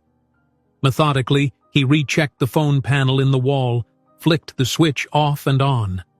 Nothing. He tried rearranging furniture to see if he could build some sort of battering ram. Probably useless. The suite's furniture was either too heavy or too flimsy. Eventually, he sank down in the armchair, eyes burning. There had to be a way out. Lucy had presumably found some route through the hotel's service areas. The staff's reaction suggested they didn't want him discovering whatever was happening beyond this door. He lifted his gaze to the suite's ceiling. Could he remove a ceiling panel and climb up? The building likely had a complex system of ducts. But scanning the ceiling, he found only recessed lighting fixtures and no visible panels. Attempting that might be more precarious than the crawl space route. Minutes blurred. Nicholas's eyelids drooped from the physical and emotional toll. He caught himself nodding off and forced his eyes open. No. He had to stay alert, in case Lucy returned or the staff tried to barge in. He thought of Lucy's calm face, her unwavering dedication. Guilt gnawed at him. He'd put too much on her shoulders for far too long, never bothering to see how she truly felt. And now she was risking herself, trying to save him. A faint sound near the door jolted him upright. Not footsteps this time, but a subtle scraping. He rose, heart pounding, creeping closer. Another faint scratch, then silence. He placed his ear to the wood, hearing only his own ragged breath. No matter what, he'd be ready. Gripping the broken table leg shard like a crude weapon, Nicholas steeled himself for whatever came next, whether it was friend or foe. Lucy's mind whirled as the supervisor blocked the only exit from the makeshift office. An unspoken standoff hung in the air, Lucy's determination to reach Nicholas clashing with the supervisor's firm instructions to keep her here. The single overhead light buzzed, heightening the tense atmosphere. She forced a tight smile. "I'd really prefer to go to the lobby myself," she repeated, trying a polite yet firm tone. "Nicholas Gray must be worried. He's possibly injured too." The supervisor's expression didn't soften. "The manager will handle it. We have a protocol." A spark of anger flared. "Well, your protocol locked us in a malfunctioning suite. That's not exactly five-star hospitality."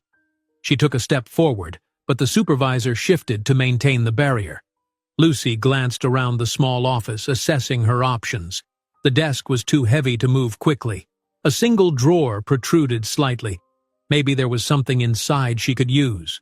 A phone, perhaps? Trying not to be too obvious, Lucy edged toward the desk.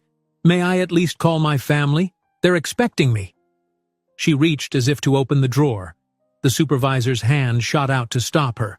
"No, that's private property." Her voice turned cold. "Please, sit down." Lucy's heart hammered. She knew she had to keep calm, but time was slipping away. Nicholas was still trapped, and if these people intended to separate them, there was no telling what else they might do. "All right," Lucy said, stepping back. She perched on the very edge of the plastic chair. Her mind raced. If the supervisor was determined to keep her here, Lucy needed a distraction, some way to slip out. She took a measured breath, as if resigning herself, and let her voice tremble deliberately. "I'm sorry. I'm just frightened," she said, dropping her gaze. "Nicholas, he's not just my boss. He's my friend." She swallowed, letting a few genuine tears gloss her eyes. "I'm worried something terrible could happen if we don't get him out soon." The supervisor's stern posture slackened a fraction. She shifted on her feet, uncertain. "He is safe," she repeated, less forceful this time. "We do not hurt guests." "But you are hurting him by leaving him trapped, and you're hurting me by keeping me from him." Lucy tapped into genuine emotion, letting her voice crack. "Please, I can't stay here, not knowing if he's in pain or if he can't breathe properly." The supervisor glanced away, discomfort clear on her face. Lucy seized on that opening. "If I promise not to leave the manager's side, can you at least let me come along? I'll stay out of the construction zones. But please, let me see if he's okay." For several long seconds, the supervisor seemed to debate internally. At last, she rubbed her temple and sighed. "Wait here." She gestured firmly for Lucy to remain seated, then slipped out of the room, letting the door click shut behind her. Lucy counted to 3 under her breath before springing up.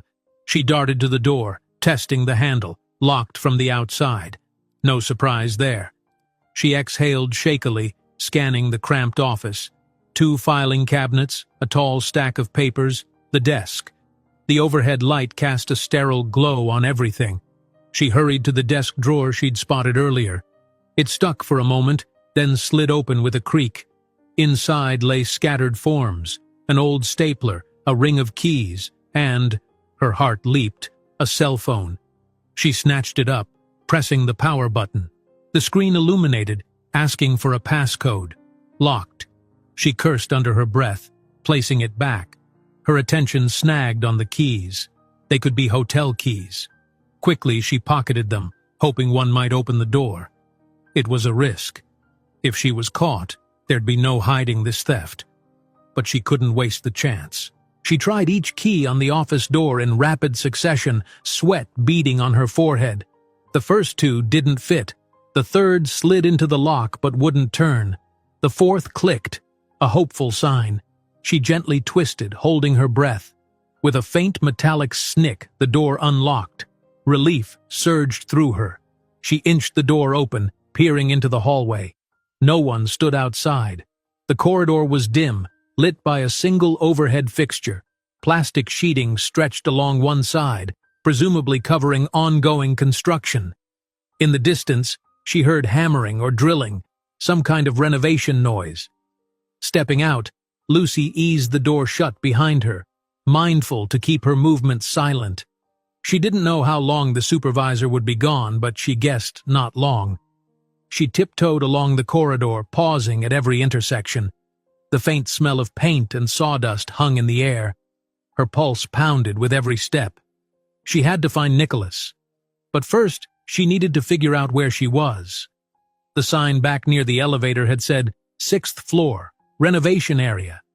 If she could locate a stairwell, perhaps she could climb up to the 7th floor. She rounded a corner, passing a half-painted wall. In the distance, she glimpsed 2 figures, construction workers, entering a side room. She ducked behind a stack of drywall sheets, waiting until they disappeared from view. Then she hurried on, scanning for a stairwell sign. Finally, she spotted a metal door with a small placard reading stairs. Clutching her stolen keys, she eased it open, relieved to find it unlocked. Inside, concrete steps spiraled up and down. She ascended quickly, footsteps echoing in the enclosed space. The door for the 7th floor had a wooden plank nailed across it with a no entry sign. Lucy's heart sank. They really intended to keep people out. She tried pushing on the 7th floor door anyway. It wouldn't budge, maybe locked from the other side or obstructed by more construction materials. She grimaced, cursing under her breath. There had to be another route. Reversing course, Lucy crept back to the corridor, searching for another elevator or perhaps a different staircase. She passed an unmarked door. Her instincts told her to keep moving, but a low murmur of voices inside piqued her interest. Carefully, she pressed her ear to the door. 2 male voices speaking in hushed tones. One said something about an incident last night. The other replied that the manager doesn't want any outsiders involved. Lucy's throat went dry. This was more confirmation that there was a deliberate cover-up. A crash in the distance made her jump. Someone dropping tools? She seized the moment to open the door a crack and peer inside. It was a small break room with a table, chairs, and a locker against the wall. 2 men in casual uniforms stood there, one rummaging through a box of supplies, the other sipping coffee. They hadn't noticed her yet. Lucy withdrew, shutting the door before they could see her. Her heart thudded. A part of her wanted to burst in and demand answers, but that would surely fail. She needed stealth to avoid being trapped again. She continued down the corridor, turning left at a junction. The plastic sheeting ended, revealing a more finished area. Dim emergency lights glowed overhead. This space felt oddly silent. Then she spotted another elevator, an older model like the one the supervisor had used. The call button was lit. She approached, hand trembling. Pressing up, she held her breath. The elevator dinged almost instantly, as if it had been idle on this floor. The doors slid open with a wheeze. She stepped in, scanning the panel. This one had floors 5 through 8 lit, but again, 7 seemed unresponsive, like it had been disabled. She tried pressing it anyway. The button stayed dark. Figures, she muttered. They've locked out the 7th floor. She considered going to the 8th floor, then taking the stairs down 1 level if those stairs weren't also blocked. Before she could decide, the elevator doors started to close, forcing her to quickly hit door open to keep it from trapping her. A wave of noise in the corridor made her spin, footsteps echoing, accompanied by the supervisor's voice. Lucy's stomach lurched. They must have realized she was gone. Without time to plan another route, she darted into the elevator and let the doors seal shut. Footsteps drew closer, then faded away as the elevator ascended.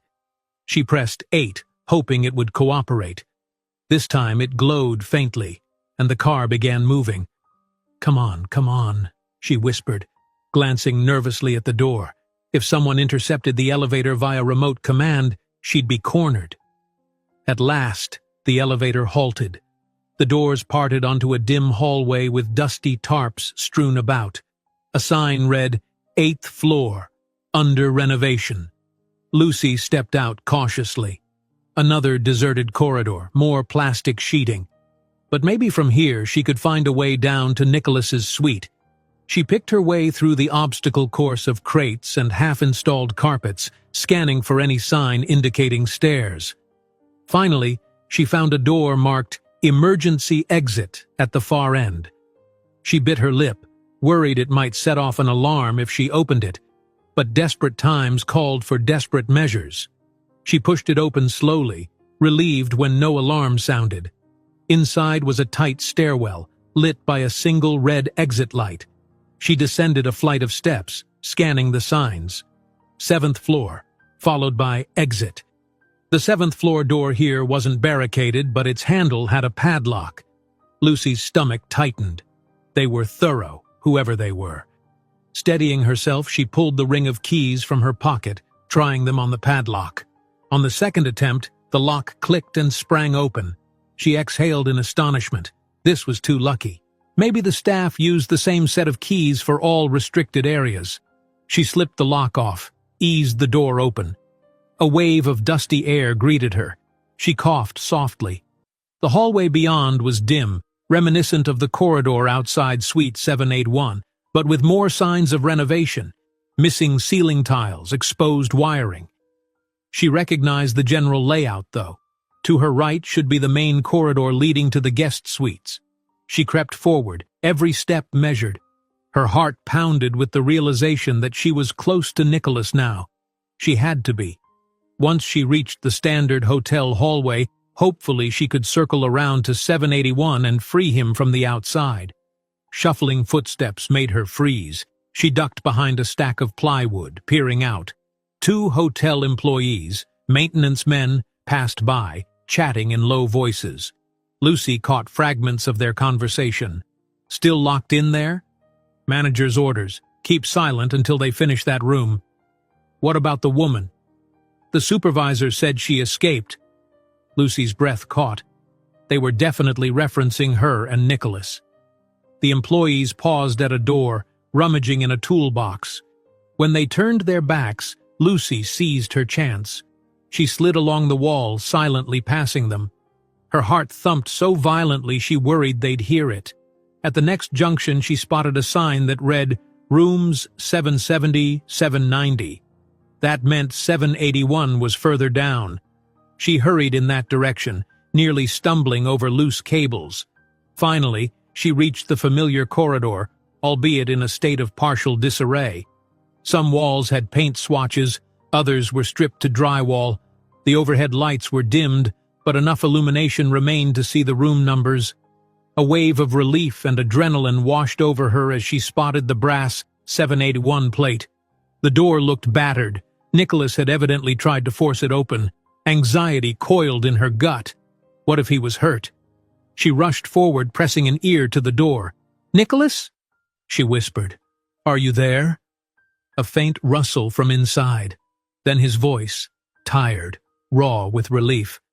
"Lucy, thank God. Are you all right?" She almost choked on emotion. "I'm fine. Hold on.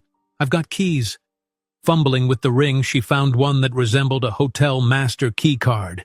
She tried sliding it into the electronic lock slot. It beeped red. She cursed softly. Another key was an older mechanical style. She found a hidden keyhole beneath the latch cover. She inserted it, twisting until a click resonated. From inside, Nicholas seemed to be fiddling with the handle. Lucy braced herself, pushing on the door. It caught on damaged wood, but after a few forceful shoves, it jolted inward. A wedge of dusty light fell across the disheveled suite. Nicholas stood just inside, a broken table leg clutched in his hand like a weapon. Relief, shock, and raw worry lined his features. Lucy's breath caught at the sight of him. Hair tousled, shirt rumpled, a faint bruise on his temple she hadn't noticed before. He dropped the makeshift club, pulling her into a fierce hug without a word. For a moment, they both shook with the aftermath of fear and relief. She clung to him, absorbing the warmth of his presence, painfully aware how close they'd come to a worse outcome. When they finally parted, his eyes searched hers. "You disappeared for hours. I thought something had happened to you." His voice was husky with emotion. She nodded, blinking back tears. "They tried to hold me downstairs. The staff. or whoever they really are. They wouldn't let me come back. I managed to slip away. Nicholas's jaw tightened. They know who I am, and they're deliberately keeping us trapped. Why? Lucy shook her head, swallowing hard. I overheard bits of conversations. Something about the 7th floor being sealed off, a hidden plan. They mentioned not wanting outsiders to see that room. I'm guessing they didn't expect you, a high-profile guest, to stumble into it. She motioned to the battered door. We have to get out of this hotel entirely. Now. Nicholas exhaled sharply, glancing around. Agreed, but they're patrolling the corridors. We need a clear path. She held up the keys, a spark of determination in her eyes. We have some advantages. The staff isn't unified. Some might not realize the manager's scheme. If we can make it to the main lobby or even the street, we can call the authorities. He clasped her hand. Let's do it. Lead the way, Ms. Walsh. The formal address made her lips twitch in a shaky smile. This was no time for business titles, but it grounded them, reminded them of who they were, a CEO and his assistant, now partners in an escape from a strange conspiracy. They stepped into the corridor, carefully shutting the door behind them. Lucy noticed Nicholas was limping slightly. Concern flared. Are you hurt? He waved it off. Banged my knee trying to break the door. I can manage. She squeezed his arm. Lean on me if you need to. A beat passed, a flicker of vulnerability in his gaze, then he nodded. Together they set off down the corridor, guided by Lucy's memories of winding through the renovation floors. Each step carried them deeper into an unknown threat, but neither hesitated. They had each other, and that had to be enough. Lucy gripped Nicholas's arm as they limped along the dim corridor, the hush broken only by distant murmurs and the distant clang of tools. Their hearts hammered in tandem, each step fraught with the possibility of detection.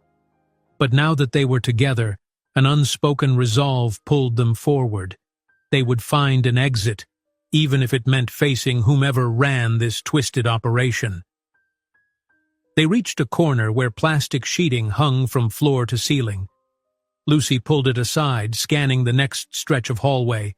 Dim overhead lights flickered, exposing half-painted walls and an overturned cart of cleaning supplies. She recognized the route she had used to come upstairs. Hopefully, it would lead them back to that old elevator or a staircase. Nicholas winced as he put weight on his injured knee. Lucy wrapped an arm around his waist to steady him. Despite the tension, a quick, relieved smile flickered between them. She was the only thing keeping him on his feet. He was the only thing keeping her courage bolstered. "Which way?" Nicholas whispered. Lucy pointed to the left. "That hallway should connect to the service elevator, but the staff might be waiting. We'll have to be quiet." They pressed on, rounding a bend where two half-built wall partitions narrowed the passage. A single overhead lamp flickered ominously, bathing the hallway in a pale strobe of light. Outside, the city might be bustling with midday business, but here it felt like a deserted underworld. Lucy's mind replayed the overheard fragments of conversation, the staff's talk of an incident, the supervisor's refusal to let them roam freely, the manager's cryptic insistence on discretion. It all pointed to something bigger than a mere renovation. At the next corner, they nearly collided with a door that had been left ajar. Inside was a broad room lined with open crates and a few plastic bins labeled hazardous. Nicholas tensed, scanning the stenciled warnings. Maybe paint chemicals or cleaning solvents, yet everything about it felt sinister. Lucy's stomach tightened. They tiptoed past that ominous stash, heading for a sign that read, "Service Lift." Lucy's pulse jumped when she heard the faint hum of an approaching elevator. She pulled Nicholas into the shadow of a stacked crate, pressing him against the wall. They peered out just in time to see the old service elevator doors slide open. Two men in dusty uniforms stepped out, speaking in low tones. One carried a radio at his hip. They proceeded down the corridor in the opposite direction, footsteps echoing on the tile. Lucy held her breath until they vanished around a corner, the corridor quiet once more. She touched Nicholas's arm, nodding urgently. Now! They hurried to the elevator. Lucy mashed the down button. The red indicator flickered, but the doors didn't open. She tried again. Nothing. Nicholas's jaw clenched. They might have locked it, or shut the power off. Lucy swallowed hard. Then we try the stairs. If we can get to a public floor, we'll find an exit or at least a working phone. She guided him further down, where a battered sign pointed to an emergency staircase. The door was heavier than typical, possibly reinforced. She fumbled with her stolen ring of keys, scanning for anything that might fit. Nicholas kept watch behind them, wincing whenever he had to shift his stance. They could hear faint voices in the distance, staff, or something worse. Lucy's pulse hammered as she tried key after key. At last, one turned, releasing the latch. She exhaled in relief and gently nudged the door open. Inside lay a steep set of concrete steps lit by a dim emergency bulb. The air smelled faintly of damp cement. Lucy led Nicholas in, letting the door close behind them with a metallic thud. They descended carefully, each footstep echoing like a drum beat in the enclosed space. After one flight, they reached a landing marked 6. Lucy's memory churned. This was the same level where she'd been detained. "We can't risk going through the main corridor," she whispered. "They'll be looking for me. Let's see if we can keep going down to 5 or 4, some regular guest floor with actual people." Nicholas nodded, gritting his teeth through the ache in his knee. They pressed on, passing floors 5, then 4. Each door seemed locked from the inside. Lucy tried the ring of keys again at the 4th floor door, hoping to find a vantage with staff or guests. But the lock refused each attempt. By the time she reached the 3rd key, her hand shook with tension. Behind them, the stairwell door above suddenly creaked open. They froze, hearing footsteps and muffled voices. Lucy stifled a gasp, leaning close to Nicholas. They were being followed. He motioned to hurry, and she fumbled in near panic to slot the next key into the 4th floor door. It turned. She pushed the door open a crack. A corridor with actual carpeting and lit sconces greeted them. Thank goodness, this floor looked operational, possibly open to guests. Lucy helped Nicholas through, then eased the door shut without a sound. They pressed themselves against the wall. They heard faint echoes in the stairwell behind them. Whoever was on their trail had paused, likely listening. Moments later, the footsteps continued downward, passing the 4th floor landing. Lucy dared to exhale, relief flooding her. Nicholas let out a ragged breath, leaning heavily on her shoulder. "We need to get to the lobby," he murmured. "We can't keep sneaking around forever." She nodded. "Yes.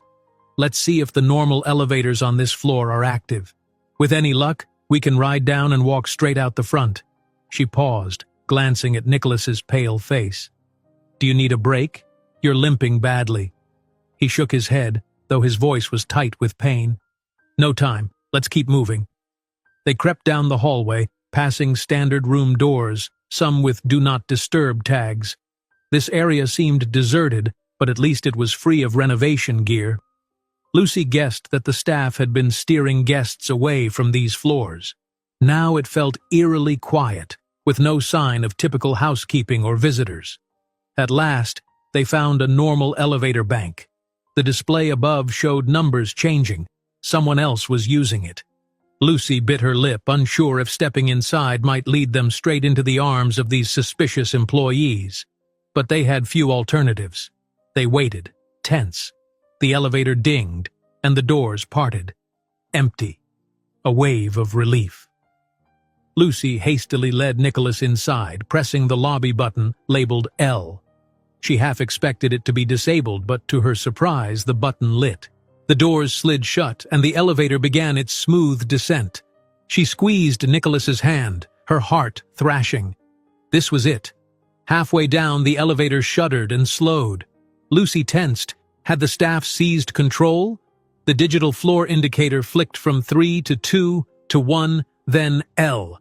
It came to a gentle stop. The doors opened onto a bright, marble-floored lobby that was a stark contrast to the gloom of the upper levels. In a swirl of adrenaline, Lucy peered out, expecting to see a frantic scene. Instead, she saw a half-dozen hotel guests milling about, suitcases in tow. A harried receptionist tapped at a computer behind the gleaming front desk. A bellhop maneuvered a luggage cart. From this vantage, it seemed like an ordinary day in a luxurious hotel. Lucy exchanged a bewildered look with Nicholas. "Why is everything normal here?" she whispered, scanning the faces. "No sign of the manager, no alert, nothing." Nicholas's eyes flashed with determination. They must be hiding the restricted floors from the general staff and guests. Possibly only a select few are in on it. "Come on, let's get out the main doors and contact the authorities." They stepped out, trying to blend with the smattering of arrivals. Lucy discreetly released Nicholas's arm so they wouldn't draw attention. He managed to walk with only a slight limp. Up ahead, the massive glass entrance beckoned, sunshine and busy city traffic visible beyond. A wave of relief threatened to buckle Lucy's knees. They were so close. They made their way across the lobby. Lucy spotted a side phone kiosk near some velvet chairs. One call to the police or even to Gray Industries and they'd have backup. But the manager might appear at any moment. The front desk staff wore standard uniforms, seemingly oblivious to the events upstairs. Just then, a bellhop recognized Nicholas. "Mr. Gray?" he asked, eyebrows lifting. "We thought you had—" Lucy tightened her grip on Nicholas's hand, shaking her head subtly. The bellhop's eyes flicked from Nicholas's rumpled attire to Lucy's anxious expression. Sensing trouble, he lowered his voice. "Are you all right, sir?" Nicholas nodded curtly, forcing composure. "Yes, fine. Just need to leave. Urgent business." The bellhop looked perplexed. "Certainly, sir. You're sweet. No time to discuss it. Please keep our presence quiet," Nicholas murmured, fishing out a business card from his pocket. "If anyone asks, we left hours ago. Understood?" The bellhop blinked but nodded, tucking the card away. "Yes, Mr. Gray." Lucy felt a surge of gratitude. With a bit of luck, the staffer wouldn't alert the manager or the suspicious employees. She steered Nicholas past the front desk, ignoring the inquisitive glances from a receptionist. The glass doors slid open, revealing a swirl of midday traffic, bright sunshine, and a fresh breeze that felt like freedom. They stepped onto the sidewalk, where bustling pedestrians and honking cabs formed a chaotic symphony of city life. Lucy shielded her eyes from the sudden glare, exhaling in near disbelief that they'd truly escaped. Nicholas inhaled deeply, tension draining from his shoulders. "We did it," Lucy breathed, a tremor in her voice. "We're out." Nicholas nodded, eyes scanning the street for any sign of pursuit. "Let's not linger. First, find a secure place, maybe an office building or coffee shop, then call the police. I need to report what's been happening in that hotel. We need a doctor for my knee, too. And you—" He paused, searching her face. "Are you okay?" She let out a shaky laugh that was half sob. "Better now. But we have to expose them, Nicholas. That entire wing is suspicious. Hazardous crates, restricted floors, staff forcibly detaining us. Something bigger is at play. We can't let it slide." He agreed wholeheartedly. "I've had deals with the Grand Fleur for years. If the chain's management is involved in criminal activity, we'll bring it to light. But first, let's ensure our safety." He winced, leaning slightly on her. She curled an arm around his waist, leading him toward the curb. A nearby coffee shop beckoned, its neon sign reading Cafe Midtown. Lucy guided Nicholas inside, away from prying eyes. They sank into a small corner booth. At last, Lucy's phone picked up full bars of reception. She dialed the police with trembling fingers, briefly explaining their ordeal. Meanwhile, Nicholas called a trusted Gray Industries contact. Within minutes, a swirl of calls and messages lit up their screens. Lucy closed her eyes, letting the hum of normal life sink in. Grinding coffee beans, quiet chatter, the hiss of steamed milk. After the suffocating hush of the 7th floor, it felt surreal. Nicholas gently brushed her hair aside, his expression softened by relief and gratitude. For a moment, they simply held each other's gaze. "I'm sorry," he murmured, voice thick. "This all started because of a keycard mix-up, and I was so oblivious. If I'd listened to you earlier, we might have realized something was wrong before it trapped us." Lucy shook her head. "Don't blame yourself. No one could have predicted this. The important thing is, we got out. Together." She paused, swallowing emotion. I'm just glad you're safe." He offered a small smile, eyes warm. "Me too." Before either could say more, Lucy's phone vibrated. The police had arrived at the Grand Fleur, they said, and officers were heading to the restricted floors. The operator assured Lucy that an investigation would commence immediately. Relief flooded her so strongly she nearly wept. Nicholas's phone buzzed too, a wave of frantic messages from his executive team, confirming that the press was already sniffing around an incident at the hotel. Lucy let her shoulders drop in exhaustion, though a determined spark lingered in her gaze. She turned to Nicholas, reaching for his hand across the table. "We're safe, but the story isn't over. The authorities will want our statements, and there's a lot to unravel." He squeezed her hand gently. "And we'll handle it. Together." A brief hush, weighted by all that had changed between them in the last 24 hours. Their old roles, boss and assistant, felt almost inadequate to describe the bond forged by that ordeal. Lucy inhaled, her mind flitting back to the locked door, the hush of the corridors, the terrifying sense of the unknown. Yet through it all, they had found resilience, trust, and maybe even a sliver of hope for a different kind of future. Nicholas glanced out the window at the pulsing city. "I guess my morning calls are out the window," he said wryly, "but I have a feeling this is a more important matter." Lucy laughed, a real clear sound. "Absolutely." They took one last moment to gather themselves, then rose to meet the day, and whatever came next. Cameras might flash, reports might swirl, but the story of their confinement in Suite 781 would shape a new chapter in both their lives. No longer locked in a false sense of control, Nicholas Gray was free. Free to face his empire, his future, and perhaps his own heart. And at his side, Lucy Walsh, no longer content to stand quietly in the shadows, was ready to claim her own strength.